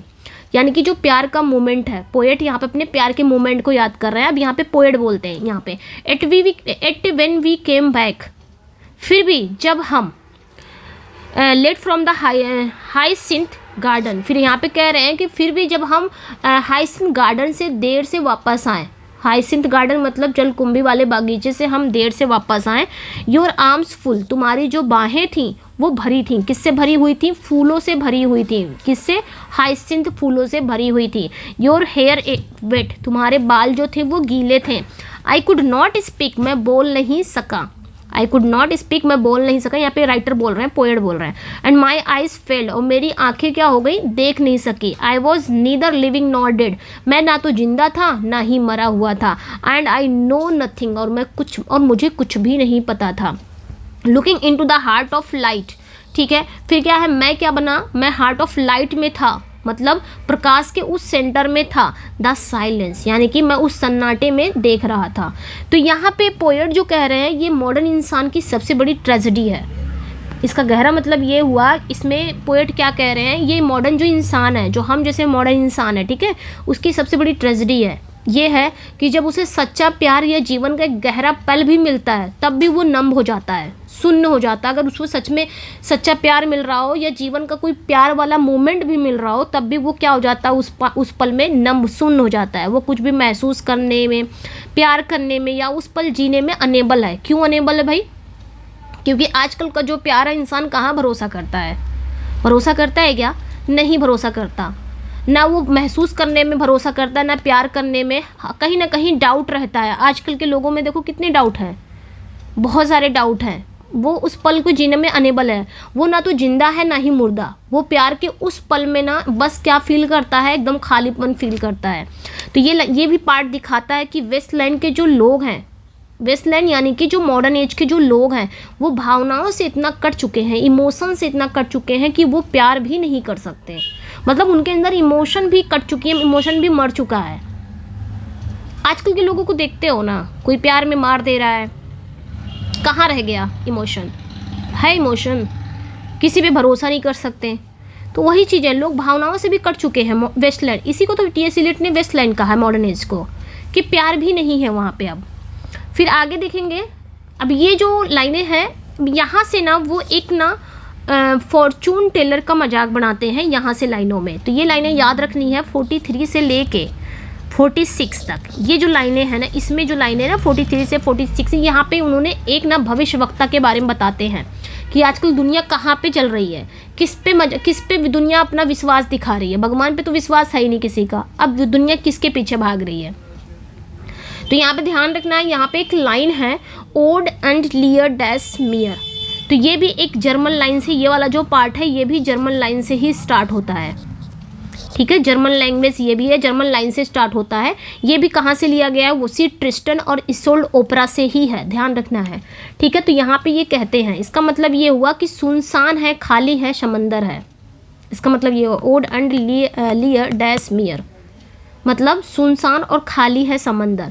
मतलब ये लाइन ना वेस्टलैंड की उदासी, अकेलेपन और खालीपन को दिखाती है कि वेस्टलैंड कितना ज़्यादा, आज की मॉडर्न दुनिया कितनी उदास से भरी हुई है, कितना अकेलापन हो गया है, खालीपन हो गया है, कोई किसी पे भरोसा तक नहीं कर सकता। इसके बाद यहाँ से पोएट एक नए कैरेक्टर से मिलाते हैं हमें, जिसका नाम क्या रहता है? मैडम सिसो स्ट्रेस। तो सारे कैरेक्टर को भी याद रखना, जहाँ जहाँ मैं पॉइंट्स कर रही हूँ। आपने क्या करना है, बस जो जो रेफरेंसेस है, देखिए वेस्टलैंड में आपने बस ध्यान रखना है, जो जो रेफरेंसेस है वो याद रखना। बाकी 5 पार्ट में बटी हुई है वो याद रखना। रेफरेंस जितना भी है वो याद रखना। जो जो कैरेक्टर का मैं नाम दे रही हूँ, मैरी वगैरह, ये जो अगला कैरेक्टर इन्होंने बताया है, ये जर्मन वाली लाइनें याद रखना। ये जो अगला कैरेक्टर है ना, मैडम सिसो स्ट्रेस, ये अगले कैरेक्टर से मिलाते हैं टी.एस. इलियट हमें, तो इनको भी याद रखना। ये जो है ना, madam Sosostris famous Claire Way Conte had a bad cold, nevertheless, is known to be a wisest woman in Europe, with a wicked pack of cards. Here should see is your card, the drowned Phoenician sailor. Those are pearls that were his eyes. Look, here is the belladonna, the lady of rocks, the lady of situation. कहाँ तक है ये? ठीक है, अच्छा pack of cards तक देखते हैं इतना पहले, उसके बाद आगे बढ़ चलेंगे। ठीक है, अब यहाँ पे जो पोएट हैं, पोएट हमें एक नए कैरेक्टर से मिलाते हैं जिनका नाम है मैडम सिसोस्ट्रेस। मैडम सिसोस्ट्रेस ये कौन है? एक फेमस भविष्यवक्ता हैं। ठीक है, एक फॉर्चून टेलर हैं ये, जो फॉर्चून के बारे में बताती हैं, भविष्य। जैसे आजकल बहुत सारा चलने गया एस्ट्रोलॉजर, ध्यान रखना दिमाग में। ठीक है, फॉर्चून टेलर जैसे आजकल वो चल गए हैं आपके एस्ट्रोटॉक, बस उसी को दिमाग में रखना। यहाँ पे इन्होंने एस्ट्रोटॉक का भी मजाक बनाया है इसमें इन्होंने। तो यही एक एस्ट्रोटॉक है जिनका नाम है मैडम सिसोस्ट्रेस। यानी कि वर्ल्ड वार के बाद अब दुनिया ना कैसी हो गई है, किसी पे भरोसा नहीं कर रही है। लेकिन एक का नाम है मैडम सिसोस्ट्रेस, जो कि एक फेमस क्या है, भविष्यवक्ता हैं, फॉर्चून टेलर हैं या फिर एस्ट्रोटॉक हैं। लेकिन कभी तुरंत कहते हैं इनको ना बुरी तरह से बैड कोल्ड हुआ है। ये जो मैडम सिसोस्ट्रेस हैं, ये एक भविष्यवक्ता हैं और इनको ना बहुत बुरी तरह से जुकाम हो गया है। हालांकि यहाँ पे मजाक उड़ा रहे हैं, पोएट कह रहे हैं कि जो औरत, मतलब यहाँ पे वो मजाक उड़ा रहे हैं, पोएट कह रहे हैं जो औरत भविष्य देख सकती है वो एक मामूली जुकाम को क्यों नहीं रोक सकती। इसको जुकाम हुआ है, अगर ये भविष्य देख सकती है तो एक मामूली जुकाम को भी तो ठीक कर सकती है ना। भगवान है भाई, भगवान को ही तो पता है भविष्य, हम जैसे इंसानों को थोड़ी ना पता है। लेकिन ये जो मैडम सिसोस्ट्रेस ये एक एस्ट्रोटॉक है। ठीक है, फॉर्चून टेलर है, फॉर्चून बताती है, भविष्य बताती है, भविष्य देखती हैं। तो भाई इनको अगर भविष्य ये देख सकती हैं तो मामूली जुकाम को तो ठीक ही कर सकती हैं। तो यहाँ पे एक मजाक, मतलब इनको मजाक कर रहे हैं। ठीक है, एक रिडिकुलस ये लाइन है, ध्यान रखना। एक सरकाज़्म बोल सकते हो। ठीक है, ये जो लाइनें हैं ना सरकाज़्म में है। ठीक है, सरकाज़्म में है, यानी कि यहाँ पे ये क्या बोल रहे हैं, is known to be the wisest women Europe. फिर भी ये महिला एक फॉर्चून टेलर है, इनको जुकाम हुआ है, ये भविष्य देख सकती है लेकिन मामूली जुकाम ठीक नहीं कर सकती। फिर भी यूरोप के जो लोग हैं इनको सबसे वाइजेस्ट वीमेन मानते हैं। फिर भी यूरोप में इन्हें ना यूरोप के सबसे बुद्धिमान महिला माना जाता है। ये एक सार्काज़्म में है। ठीक है, एक आयरनी है, यानी कि एक ऐसी दुनिया, यूरोप को बोल रहे हैं, एक ऐसी दुनिया जो आध्यात्मिक रूप से इतनी कंगाल हो चुकी है, वहाँ एक जुकाम वाली ज्योतिषी को सबसे बुद्धिमान माना जाता है। ठीक है, यहाँ पे वो मजाक बना रहे हैं। फिर ये क्या करती हैं, here should she is your card the drowned Phoenician sailor. आगे ये बताती हैं, कार्ड्स वगैरह निकालती हैं। ठीक है, तो कार्ड्स ये अपने भविष्य का जो ताश का जो अजीब विग्ड गड्डी है होती है, एक गड्डी नहीं होती है ताश की जो अब देखते हो एस्ट्रोटॉक में जो ताश लिए रहती हैं, फिर उसमें से देखती हैं सारी चीज़ें, आपका भविष्य देखती हैं, उसमें क्या क्या चीज़ें आएंगी, तो उसी के हिसाब से बताती हैं कि ऐसा ऐसा आपके जीवन में होगा, ऐसा करना, इससे दूर रहना, उससे दूर रहना, ये चीज़ें करना, वो चीज़ें करना, ये सारी चीज़ें। तो यहाँ पे ना सार्काज़्म कर रहे हैं कि ये जो महिला है, ठीक है, यूरोप एक ऐसी महिला को, मतलब एक ऐसी महिला जो खुद जुकाम ठीक नहीं कर पा रही है, उसको सबसे वाइजेस्ट मान रहा है, यानी कि एस्ट्रोटॉक वगैरह। ठीक है, तो ये एक सार्काज़्म में एक ऐसी दुनिया, यूरोप जो कि आध्यात्मिक रूप से इतना कंगाल हो चुका है, वहाँ एक जुकाम वाली ज्योतिषी को सबसे बुद्धिमान माना जाता है। तो ये जो जुकाम वाली ज्योतिषी है ना, ये अपना वो ताश वगैरह निकालती है, गड्डी बनाती है, फिर टैरो कार्ड्स का एक बिगड़ा हुआ रूप देखती है। ठीक है, फिर कार्ड्स वगैरह देखती है। तो here should he your card and drowned Phoenician sailor. फिर कार्ड्स में ये क्या देखती है, तो 45 से हम देखेंगे, 45 से लेके 56 तक ये पूरे कार्ड्स के बारे में ही बताएगी। टैरो कार्ड की रीडिंग करती है। तो कहती है यहाँ पे क्या है, here should she is your card round फिनेशियन।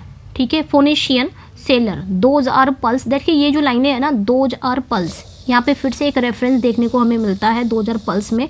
यहाँ पे क्या रेफरेंस मिलता है, ये जो लाइनें हैं ना आपके शेक्सपियर के टेम्पेस्ट से ली गई है। ठीक है, ये जो लाइनें हैं शेक्सपियर के टेम्पेस्ट से ली गई है, तो ये चीज़ें ध्यान रखनी है आपने। तो वो जो महिला है ना सिसोस्ट्रेस, वो भविष्य बताना शुरू करती है, टैरो कार्ड देखती है और भविष्य बताना शुरू करती है। वो जो कार्ड देखती है वो सभी वेस्टलैंड के इम्पॉर्टेंट सिम्बल्स हैं। तो कहती है यहाँ पे, कहती है कि एक डूबा हुआ फिनेशियन है, एक फोनेशियन सेलर है, एक डूबा हुआ फिनेशियन सेलर है। वो कहती है ये रहा तुम्हारा कार्ड, ठीक है, इज़ योर कार्ड, ये रहा ये तुम्हारा कार्ड। ये एक डूबा हुआ नाविक है, उस कार्ड में एक फिनेशियन सेलर रहता है, डूबा हुआ नाविक होता है। तो उसका मतलब हुआ पानी से मौत का सिंबल है। यानी कि पोएट ये जो लाइन है ना 2000 पल्स, तो ये लाइन शेक्सपियर के द टेम्पेस्ट से लिया है। ये लाइन शेक्सपियर के टेम्पेस्ट में क्या दिखाती है कि डूबने से मौत एक खूबसूरत बदलाव में बदल जाती है, मोती जो उसकी आंखें थी। लेकिन इस पोयम में मौत क्या है, मौत से कोई बदलाव नहीं होता। इस पोयम में इन्होंने अलग ही रूप लिया, जिस तरह वो जेफरी चौसर वाला, सेम उसी तरह। फिर यहाँ पे कहती है here is belladonna the lady of rock. फिर अगला वो कार्ड निकालती है, उसमें ना बेलाडोना रहती है। ये बेलाडोना कौन रहती है, द लेडी ऑफ रॉक रहती है, द लेडी ऑफ सिचुएशन। तो बेलाडोना कौन है, बेलाडोना इटालियन में ना एक खूबसूरत औरत होती है, लेकिन ये एक जहरीले पौधे का नाम भी है, ये भी ध्यान रखना। बेलाडोना इटालियन की बात करेंगे अगर, तो इटालियन में खूबसूरत महिला है ये, लेकिन बात अगर करेंगे तो बेलाडोना नाम का एक पौधा भी होता है जो बहुत जहरीला होता है। और ये ना लेडी ऑफ रॉक्स है, यानी कि चट्टानों की देवी है। तो लेडी ऑफ रॉक्स ये जो रेफरेंस मिलता है ना, ये ध्यान रखना है, ये रेफरेंस हमें लियोनार्डो दा विंची है ना, उनकी एक पेंटिंग है, यहाँ पे उनका इन्होंने मेंशन किया है, जिक्र किया है। तो यहाँ पे बात वो कहते हैं ये मॉडर्न औरत का प्रतीक है जो बाहर से बहुत खूबसूरत हुई, उसी बेलाडोना की तरह। बेलाडोना एक खूबसूरत इटालियन औरत है और एक पौधे का नाम भी है जो जहरीला भी होता है। तो सेम उसी मॉडर्न, और बेलाडोना यहाँ पे बात कर रहे हैं मॉडर्न औरत की सिंबल है, जो बाहर से खूबसूरत तो होती है लेकिन अंदर से बहुत खतरनाक और बहुत इनफर्टाइल होती है। वो लेडी ऑफ सिचुएशन है, यानी कि वो जोड़ तोड़ करने वाली हो सकती है। तो ये सारे कार्ड्स देख के बताती है कौन, सिसोस्ट्रिस। फिर कहती है here is the man with 3 steps and here the wheel. फिर एक और कार्ड निकालती है, तो उसमें देखती है उस कार्ड में क्या रहता है, 3 स्टेप्स, यानी कि 3 डंडों वाला आदमी होता है। ये जो 3 डंडों वाला आदमी होता है, इसका सिंबल ये है कि ये व्यापार या इंतजार करने वाला होगा। व्हील वाला भी रहता है पहिया, यानी कि इसका सिंबल है किस्मत का पहिया, यानी कि मौके और भाग्य का प्रतीक होगा। फिर उसके बाद निकालती है and here is the one eyed merchant, और उसमें वो देखती है कि एक आँख वाला व्यापारी है, मतलब ये भी व्यापार का प्रतीक है। लेकिन एक आँख का मतलब कि उसकी जो विज़न है वो लिमिटेड है, वो पूरी सच्चाई नहीं देख सकता। ये सारे कार्ड्स में वो देख रही है, ठीक है। और कार्ड्स देख देख के, जो एस्ट्रोटॉक होते हैं ना, कार्ड्स लेके रखते हैं, टैरो कार्ड्स वगैरह, उसको देख देख के उसमें जो भी पिक्चर बना है उसके हिसाब से वो बता रही है, ठीक है। उसके बाद फिर एक कार्ड निकालती है and this card which is blank. एक कार्ड निकलती है जो कि पूरा ब्लैंक निकलता है। तो एक खाली कार्ड देखती है जिसे व्यापारी अपने पीठ पर उठाए हुए हैं। उस खाली कार्ड में देखती है कि जो मर्चेंट हैं, जो व्यापारी हैं, वो अपने पीठ पर उठाए हुए हैं, जिसे देखने से उसे मना किया गया है। तो ये दिखाती है, यहाँ पे वो बोलते हैं, यहाँ वो बताती है कि मैडम जो सिसोस्ट्रिस की जानकारी अधूरी है। तो ब्लैंक वाले में तो कुछ नहीं बताती वो, ठीक है। तो यहाँ पे ये देखने को मिलता है कि मैडम सिसोस्ट्रिस की जो जानकारी है वो अधूरी है, वो सब कुछ नहीं जानती, ठीक है, वो सब कुछ नहीं जानती है।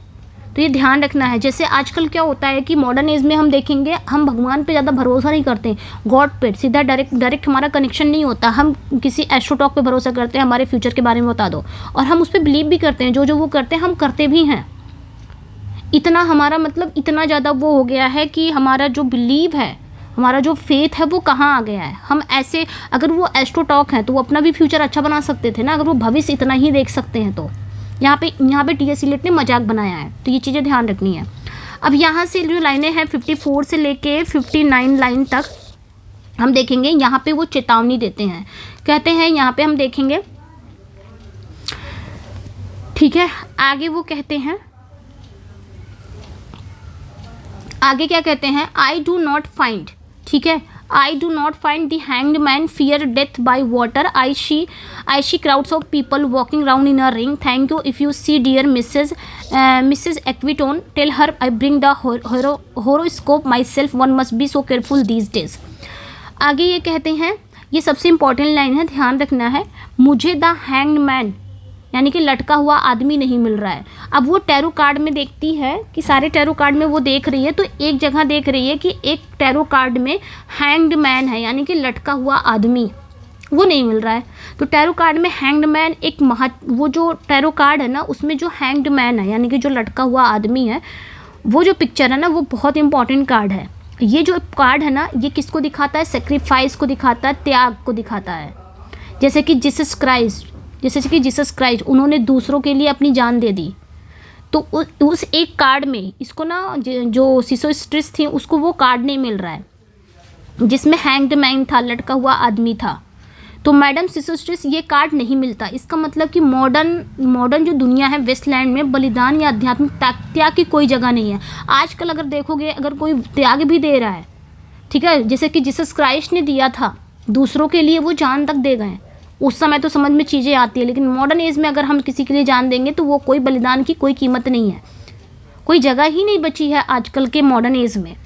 ठीक है, तो यहाँ पे ध्यान रखना है। तो वो चेतावनी देती है, सारे कार्ड्स वगैरह देख लेती है, तो यहाँ पे वो चेतावनी देती है। क्या चेतावनी? कि फियर डेथ बाय वाटर, कि पानी से डरो, पानी से मौत से डरो। ये एक आयरनी है, यहाँ पे एक आयरनी। वो जब सारे कार्ड्स देख लेती है ना तो कहती है पानी या मौत से डरो, पानी से डरो, मौत से डरो। ठीक है, तो ये एक आयरनी है। वेस्टलैंड जो कि एक बंजर भूमि है जिसे जीने के लिए पानी की सख्त जरूरत है, लेकिन यहाँ के लोग पानी से डरते हैं। मतलब वो बदलाव, पानी का मतलब क्या? पानी से डरना मतलब बदलाव, चेंजेस से डरते हैं, शुद्धि से डरते हैं। फिर आगे कहते हैं, फिर यहाँ पे अपना विज़न बताती है। वो कहती है आई सी क्राउड्स ऑफ पीपल, मैं लोगों की भीड़ देख रही हूँ, walking round a ring, in a ring, जो एक गोले में घूम रही है। ठीक है, यानी कि ये मॉडर्न शहर के जीवन का एक पिक्चर है। लोग बिना किसी मकसद के एक ही घेरे में घूम रहे हैं, कि घेरे में मतलब एक ही नर्क में, ये एक नर्क है और उस नर्क में फंसे हुए हैं। फिर लास्ट में कहती है thank you if you see Mrs Equitone. आगे कहती है शुक्रिया, मैं अगर तुम्हें मेरी प्यारी मिसेज इक्विटोन मिले, tell her I bring the horoscope myself, तो उसे कहना कि मैं खुद उसके होरोस्कोप ले आऊँगी। होरोस्कोप मतलब होता है जन्मपत्री, मैं खुद उसके जन्मपत्री ले आऊँगी। ठीक है, फिर कहती है कि आजकल बहुत सावधान रहना पड़ता है। तो यहाँ पे ये दिखा रहा है one must be so careful this days, इन दिनों बहुत सावधान रहना पड़ता है। तो ये दिखा रहा है कि कोई सच्ची पैगंबर नहीं है। आज के मॉडर्न एज में अगर हम देखेंगे सच में कुछ नहीं है, सच्चा कुछ नहीं है। हम बिलीव भले कर लेते हैं, बल्कि सारे लोग धोखेबाज ठग हैं जो बस अपना धंधा चला रहे हैं, छोटी छोटी बातों पर चिंता कर रहे हैं, जुकाम गपशप वगैरह। समझ में आया? तो यहाँ पे टी.एस. इलियट ने उस चीज़ का मजाक बनाया। एस्ट्रोटॉक जो आपके फॉर्चून टेलर वगैरह हैं, ज्योतिषी वगैरह हैं, उनका मजाक बनाया कि कोई सच्चा पैगंबर नहीं, कोई प्रॉफिट नहीं है, सब धोखेबाज हैं, सब अपना धंधा चला रहे हैं। तो ये चीज़ें ध्यान रखनी है। अब आगे आ जाएंगे यहाँ पे हम अनरियल सिटी, ये लास्ट हो जाएगा, उसके बाद आपका ख़त्म हो जाएगा। यहाँ पे ख़त्म है। ठीक है, यहाँ पे बस इतना ही रह गया है। अब यहाँ से 60 से 68 तक, ठीक है, ये जो लाइनें हैं ना, इसमें ये जो पार्ट है ना वेस्टलैंड का, ये बहुत ही फेमस और एक ऐसा टेरिफाइड पार्ट है ये वाला, जो मॉडर्न शहर यानी कि लंदन को इन्होंने असली नर्क कहा है। ठीक है, लंदन शहर को इन्होंने क्या कहा है? असली नर्क या लिम्बो, लिम्बो कहा है। लिम्बो मतलब क्या होता है? लिम्बो मतलब जहाँ ना मरे लोग हैं ना जिंदा है, मतलब जॉम्बी टाइप के रूप। ठीक है, तो यहाँ लाइनों में यहाँ पे इन्होंने कहा है। ठीक है, फिर क्या कहते हैं? Unreal city, under the brown fog of winter dawn, a crowd flowed over London Bridge. So many I had not thought death and undone. So many sigh short and infrequent were exhaled, and each man fixed his eyes before his feet. Flowed up the hill and down King William Street to where St Mary Woolnoth kept the hours. With a dead sound on the final stroke of 9, there I saw one I knew and stopped him crying, Stetson. तो ये लाइनें यहाँ तक देख लेते हैं पहले। ठीक है, अब ये क्या कहते हैं? यहाँ स्ट्रोक ऑफ 9 तक देख लेते हैं, 60 से 68। यहाँ पे ये लंदन शहर को क्या कर रहे हैं? अनरियल सिटी कहते हैं लंदन शहर को। लंदन शहर को ये क्या कह रहे हैं? अनरियल सिटी कहते हैं। कहते हैं under the brown fog of winter dawn, मतलब पोएट लंदन शहर को अनरियल सिटी कहते हैं। कहते हैं सर्दियों की सुबह के जो भूरे कोहरे के नीचे, यानी कि ये जो भूरा कोहरा है, ब्राउन फॉग है, ये शायद प्रदूषण हो सकता है या कोई आध्यात्मिक धुंध, दोनों को दिखा रहा है। ये जो ब्राउन फॉग है ना, ये शायद प्रदूषण को भी बोला जा रहा होगा या फिर कोई आध्यात्मिक धुंध जो गायब सी हो गई है। ठीक है, फिर आगे कहते हैं a crowd flowed over London bridge, London bridge के ऊपर एक क्राउड फ्लोड है, यानी कि एक भीड़ बह रही है, इतने सारे लोगों की भीड़ बह रही है, इतने सारे लोगों की। तो पोएट क्या कह रहे हैं? पोएट उस भीड़ को देखकर हैरान है और कहते हैं क्या कहते हैं, I had not thought death undone so many. तो ये लाइन इंपॉर्टेंट है क्योंकि यहाँ पे एक रेफरेंस मिलता है किसका, डांटे का। तो डांटे का ध्यान रखना है, ये लाइनें उन्होंने वहाँ से ली है। डांटे की एक लाइन है, एक पोयम है इन्फर्नो, ठीक है, इन्फर्नो यहाँ से ली गई है। इन्फर्नो, इन्फर्नो मतलब नर्क, ठीक है, इन्फर्नो मतलब क्या होता है, नर्क। ये डांटे की एक पोयम है इन्फर्नो, वहाँ से ये लाइनें ली गई हैं, ये वाली लाइनें। I had not thought death had undone so many, undone so many, ठीक है। तो पोएट उस भीड़ को देखकर हैरान है और कहते हैं कि आई हैड नॉट थॉट, मैंने नहीं सोचा था कि मौत ने इतने लोगों को ख़त्म कर दिया होगा। मौत यहाँ पे मतलब क्या, सच में मौत नहीं आई है, सच में लोग मरे नहीं हैं। मतलब वर्ल्ड वार के बाद, वर्ल्ड वार को उन्होंने मौत कहा, और वर्ल्ड वार के बाद लोगों के अंदर कितनी सारी चीज़ें बदल गईं। तो इन्होंने कहा कि मौत ने इतने सारे लोगों को ख़त्म कर दिया है। इसका मतलब ये नहीं कि उन्होंने सच में मर गए हैं, इसका मतलब ये कि वो आध्यात्मिक रूप से, स्पिरिचुअली उनकी डेथ हो गई है, आध्यात्मिक रूप से वो मर चुके हैं। वो सिर्फ जिंदा लाशों की तरह हैं। जो मॉडर्न एज के जो लोग हैं वो सिर्फ क्या है, उनके अंदर आध्यात्मिक चीज़ें मर चुकी हैं, वो सिर्फ जिंदा लाशों की तरह हैं। किस तरह हैं, जॉम्बीज़ की तरह हैं, ठीक है। तो ध्यान रखना है, जॉम्बीज़ की तरह हैं, ओके। सिर्फ वो काम कर रहे हैं, काम पर अपना जा रहे हैं, बिना किसी भावना के जीवन जी रहे हैं, ठीक है। वो लोग क्या कर रहे हैं, साई शॉर्ट इनफ्रीक्वेंट, वो ठंडी सांसें छोड़ रहे हैं। मतलब आजकल के जो मॉडर्न एज के लोग हैं उनके अंदर आध्यात्मिक रूप से मर चुके हैं, वो सिर्फ जिंदा लाश हैं, लाइक एक जॉम्बी, ठीक है। वो सिर्फ अपने काम पर जा रहे हैं, अपना काम कर रहे हैं, उनके अंदर ना कोई इमोशंस है, कुछ भी नहीं है, सारी चीज़ें ख़त्म हो चुकी हैं। वो सिर्फ ठंडी सांसें छोड़ रहे थे, ठीक है। शायद वो सिर्फ ठंडी सांसें छोड़ रहे थे, जो छोटी और कभी कभार थी, इनफ्रीक्वेंट थी। और हर आदमी अपने पैरों के सामने ज़मीन पर गड़ाए हुए था, ठीक है। And each man fixed his eyes before his feet. जिस तरह जॉम्बी चलते हैं ना, मतलब मर चुके रहते हैं लेकिन जिंदा लाश की तरह रहते हैं, उसी तरह आजकल का मॉडर्न एज जो है वो भी उसी तरह हो गया है। वो एक दूसरों को देखने का उनके पास टाइम नहीं है, सिर्फ अपनी आँख अपने पैरों की ज़मीन पर गड़ाए, मतलब सिर्फ अपने काम से काम मतलब रखते हैं। अपने काम से काम मतलब अपनी चीज़ों को ध्यान रखना, दूसरे जाए भाड़ में। ऐसा मॉडर्न एज हो गया, मॉडर्न एज के लोग हो चुके हैं। वो एक दूसरे को देखते तक नहीं हैं, वे ना ही ऊपर यानी कि इवन वो आसमान यानी कि ईश्वर की तरफ भी नहीं देखते। वो बस नीचे देखकर अपने डल काम पर जा रहे हैं। वो सिर्फ नीचे देखकर कहाँ पे जाते हैं, अपने डल काम पर जा रहे हैं, मतलब अपना काम ही करते जा रहे हैं, ठीक है। ये जो भीड़ है, याद रखना, ये जो भीड़ है ये पहाड़ पर चढ़ती हुई किंग विलियम स्ट्रीट से नीचे उतरती है। ये जो भीड़ है ये पहाड़ पर चढ़ती हुई किंग विलियम स्ट्रीट, एक स्ट्रीट है, उससे नीचे उतरती है, जहाँ सेंट मैरी वुलनॉथ नाम का एक चर्च, जहाँ पे सेंट मैरी वुलनॉथ नाम का एक चर्च है, उसकी घंटी बजकर टाइम बता रही है। यानी कि टाइम बता रही है, keep the hours with the dead sound on the final stroke of 9, ठीक है। आगे हम देखेंगे, यानी कि सुबह 9, मतलब यहाँ पे कहा जा रहा है ये जो भीड़ है वो कहाँ पे उतर रही है, किंग विलियम स्ट्रीट नाम की एक स्ट्रीट है, वहाँ से उतर रही है। वहाँ पे एक चर्च है, चर्च का नाम सेंट मैरी वुलनॉथ है। उसमें ना घंटी बज रही है, जो घंटी बज रही है ना वो टाइम बता रही है। टाइम क्या बता रही है कि सुबह 9 बजने की आखिरी घंटी की आवाज़ भी अब कैसी लगती है, डेड साउंड की तरह लगती है। उसमें जो घंटी बज रही है ना वो बता रही है कि 9 बज गया, और वो 9 बजने की आखिरी घंटी बताती है। तो वो आखिरी घंटी का जो साउंड आ रहा है ना वो भी कैसा लग रहा है, अब डेड साउंड की तरह लग रहा है, एकदम मुर्दा लग रहा है। सुबह के 9 बज गए हैं, यानी कि काम चालू हो गया। सुबह के 9 बजे हर कोई काम पे जाता है, यही तो होता है ना, 9 बजे स्कूल खुल जाता है, यानी कि काम शुरू होने का टाइम हो गया है। लेकिन इस वेस्टलैंड में चर्च, जो कि एक स्पिरिचुअल का सिंबल है ना, एक आध्यात्मिकता का सिंबल है, उसकी घंटी की आवाज़ भी जीवन नहीं है। मतलब चर्च की जो घंटी है आज के वेस्टलैंड में, आज के बंजर भूमि में जो चर्च की घंटी है वो भी, उसकी भी आवाज़ में अब जीवन नहीं रहेगी, वो भी एक मुर्दा आवाज़ हो गई है, वो भी एक डेड साउंड हो गई है चर्च की घंटी में भी। जैसे किसी की मौत की घंटी बज रही है, चर्च की घंटी में भी लगता है जैसे किसी की मौत की घंटी बज रही हो। तो ये ध्यान रखना है। फिर यहाँ से देर आई शाह, यहाँ से जो आप देखेंगे 69 से लेके 75 लाइन तक, 75 लाइन तक, यहाँ पे वो एक पर्सन से मुलाकात करते हैं। उस पर्सन का नाम क्या रहता है, स्टेटसन। ये भी आपने इस कैरेक्टर को भी याद रखना, ठीक है। आगे कहते हैं यहाँ पे, there I saw one I knew the stopped him crying Stetson, you who were with me in the ships at mile, that copse you planted last year in your garden, has it begun to sprout?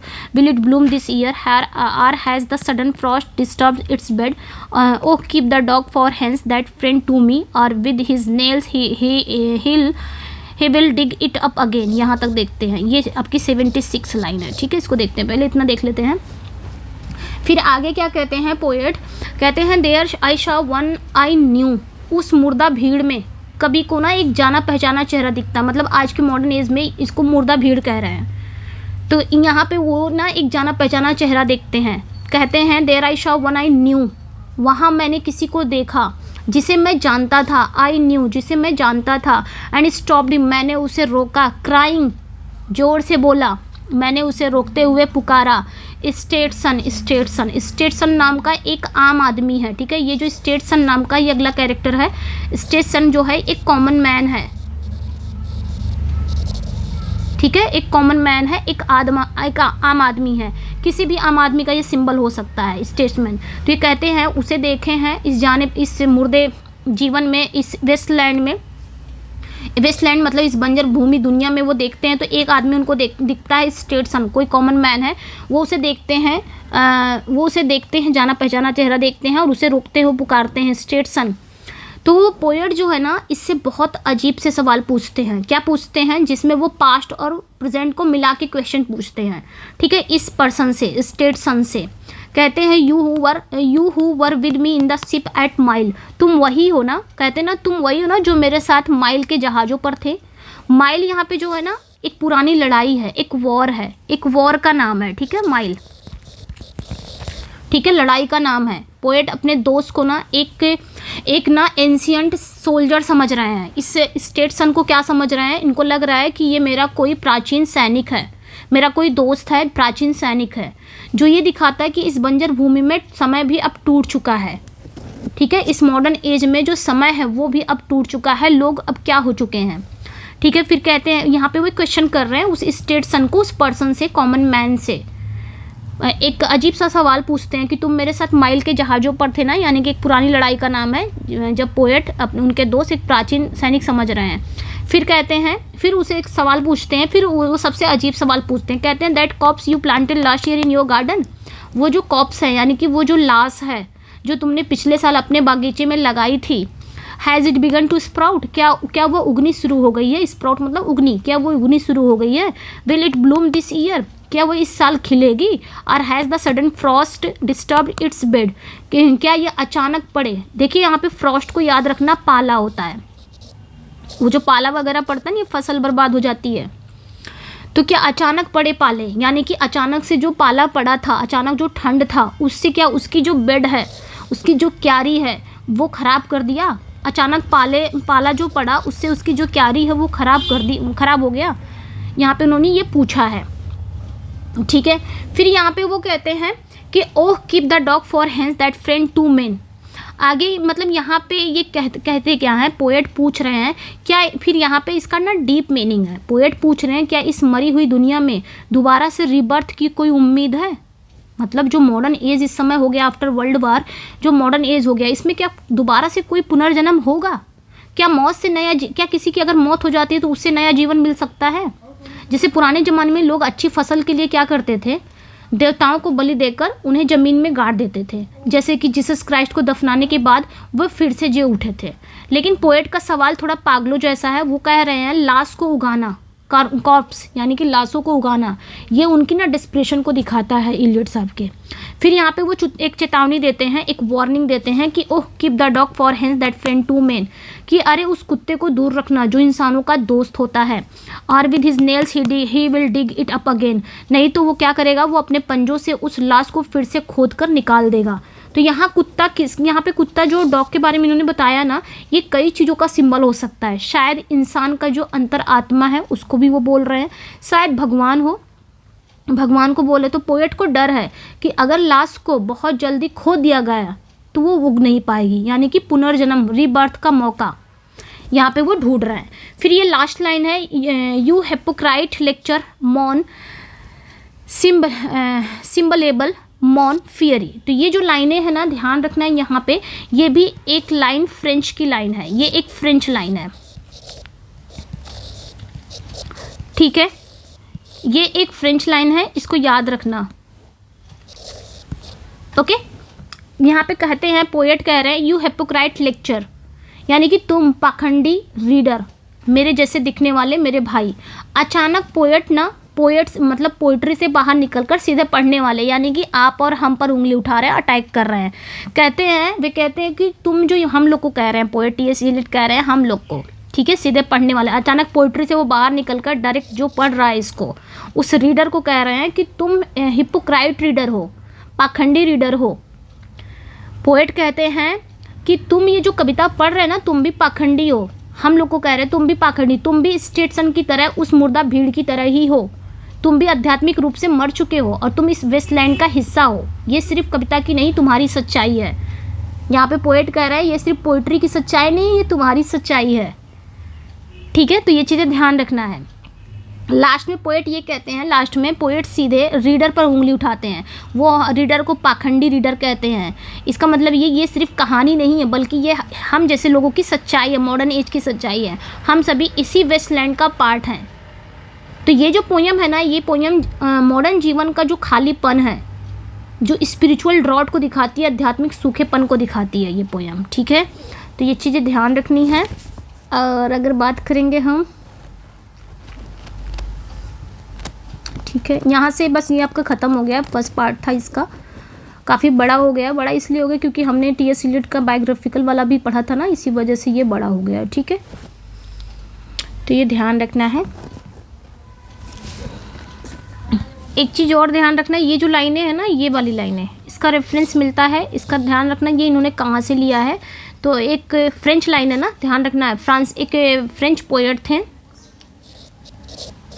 ठीक है, एक French poet थे जिनका नाम था बॉडलेयर, ठीक है, ये ध्यान रखना, बॉडलेयर, BAUD, बॉडलेयर, LAIRE, बॉडलेयर, ठीक है। बॉडलेयर की एक पोयम थी, उसके लास्ट से ली गई है ये लाइनें, ठीक है। ये लाइनें वहीं से उठा के यहाँ पे रख दी गई है। तो ये यहीं के बॉडलेयर के पोयम से ही ये लाइनें ली गई हैं, ध्यान रखना ये चीज़ें, ठीक है। तो पोएट्री का ये जो पहला भाग है, ये वाला the burial of the dead, इसमें पोएट सीधे रीडर पर सीधे आरोप लगाकर एंड करते हैं ये पहला पार्ट। इलियट कहते हैं कि तुम जो ये कविता पढ़ रहे हो, तुम भी इस बंजर भूमि का पार्ट हो, तुम भी उतने ही आध्यात्मिक रूप से खोखले पाखंडी हो जितने कि इस पोयम के कैरेक्टर हैं। तो ये चीज़ें इंपॉर्टेंट हो जाएगी। यहाँ पे चीज़ें याद रखना है, 1922 में आया था, ठीक है। First appeared in the UK in the October issue of Eliot own theory the Criterion, ये आपने ध्यान रखना है। एडिटर की बात करेंगे तो एजरा पाउंड ही थे एडिटर, है ना, एजरा पाउंड ही थे। और डेडिकेशन तो एजरा पाउंड ही थे, क्योंकि इन्होंने एडिट किया था और उन्होंने ये वर्ड कहा था, किसे, एजरा पाउंड को कहा था, बेटर क्राफ्टमैन। और ये फ्रिज कहाँ से लिया गया है, डांटे के, ये नाम याद रखना है, ये बहुत इंपॉर्टेंट है, डांटे के वहाँ से लिया गया है ये, ठीक है। पुरग्रेशियो, ठीक है, पुर्गाटोरियो से लिया गया है ये, डांटे की ये जो फ्रेज़ है, ये इल मिग्लोयर फैब्रो द बेटर क्राफ्ट्समैन, ये जो फ्रेज़ है ना, ये बोरो किया है डांटे के पुर्गाटोरियो से। तो ध्यान रखना है। ओरिजिनल टाइटल इसका क्या था इस पोयम का, the poem original working title he do the police to different voices, ये ओरिजिनल टाइटल था इस पोयम का, ठीक है। ये ध्यान रखना है, ओरिजिनल टाइटल आपने ध्यान रखना है। ओरिजिनल टाइटल सोर्स ये है, the original title is the direct quotation from Charles Dickens का नॉवल है our mutual friend, referring to the character who can read newspaper aloud in various voices. तो ये अपने ध्यान रखना है, ठीक है। इलियट ने लास्ट में वेस्टलैंड में एक नोट्स जोड़ा था, ये आपने ध्यान रखना है। स्ट्रक्चर ऑफ द पोयम, ठीक है। अब हम चलते हैं, यहीं पे एंड करते हैं क्लास को। ये इधर आपका वो दे दिया है कि इन्फ्लुएंस एंड फिगर है।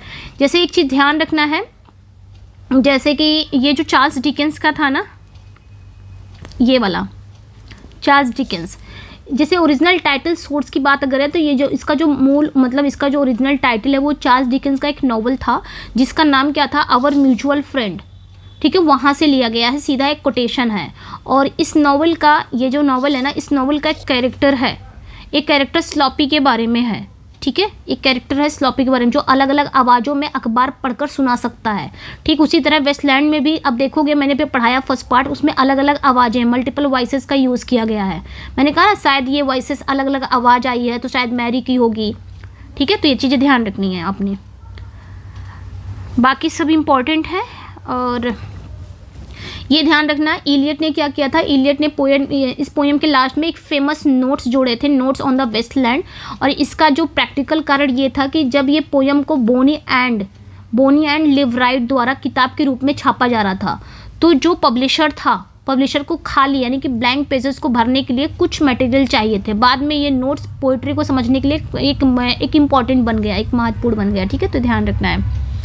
तो चलिए फिर यहीं पे एंड करते हैं, बाकी तो भी हम और भी स्टार्ट करेंगे। 5 पार्ट है आज की वीडियो, इसलिए लेंदी हो गई क्योंकि हमने टी.एस. इलियट के बारे में बाकी जो उनके ये जो बायोग्राफिकल है वो हमने पढ़ा था। ठीक है, चलिए बाकी जब हम पढ़ेंगे ना सारा, जब हम इसका 5 कंप्लीट करेंगे तो हमको खुद ही समझ में आ जाएगा ये क्या कह क्या रहे हैं। चलिए फिर मिलते हैं नेक्स्ट वीडियो में। Thank you for watching, bye bye.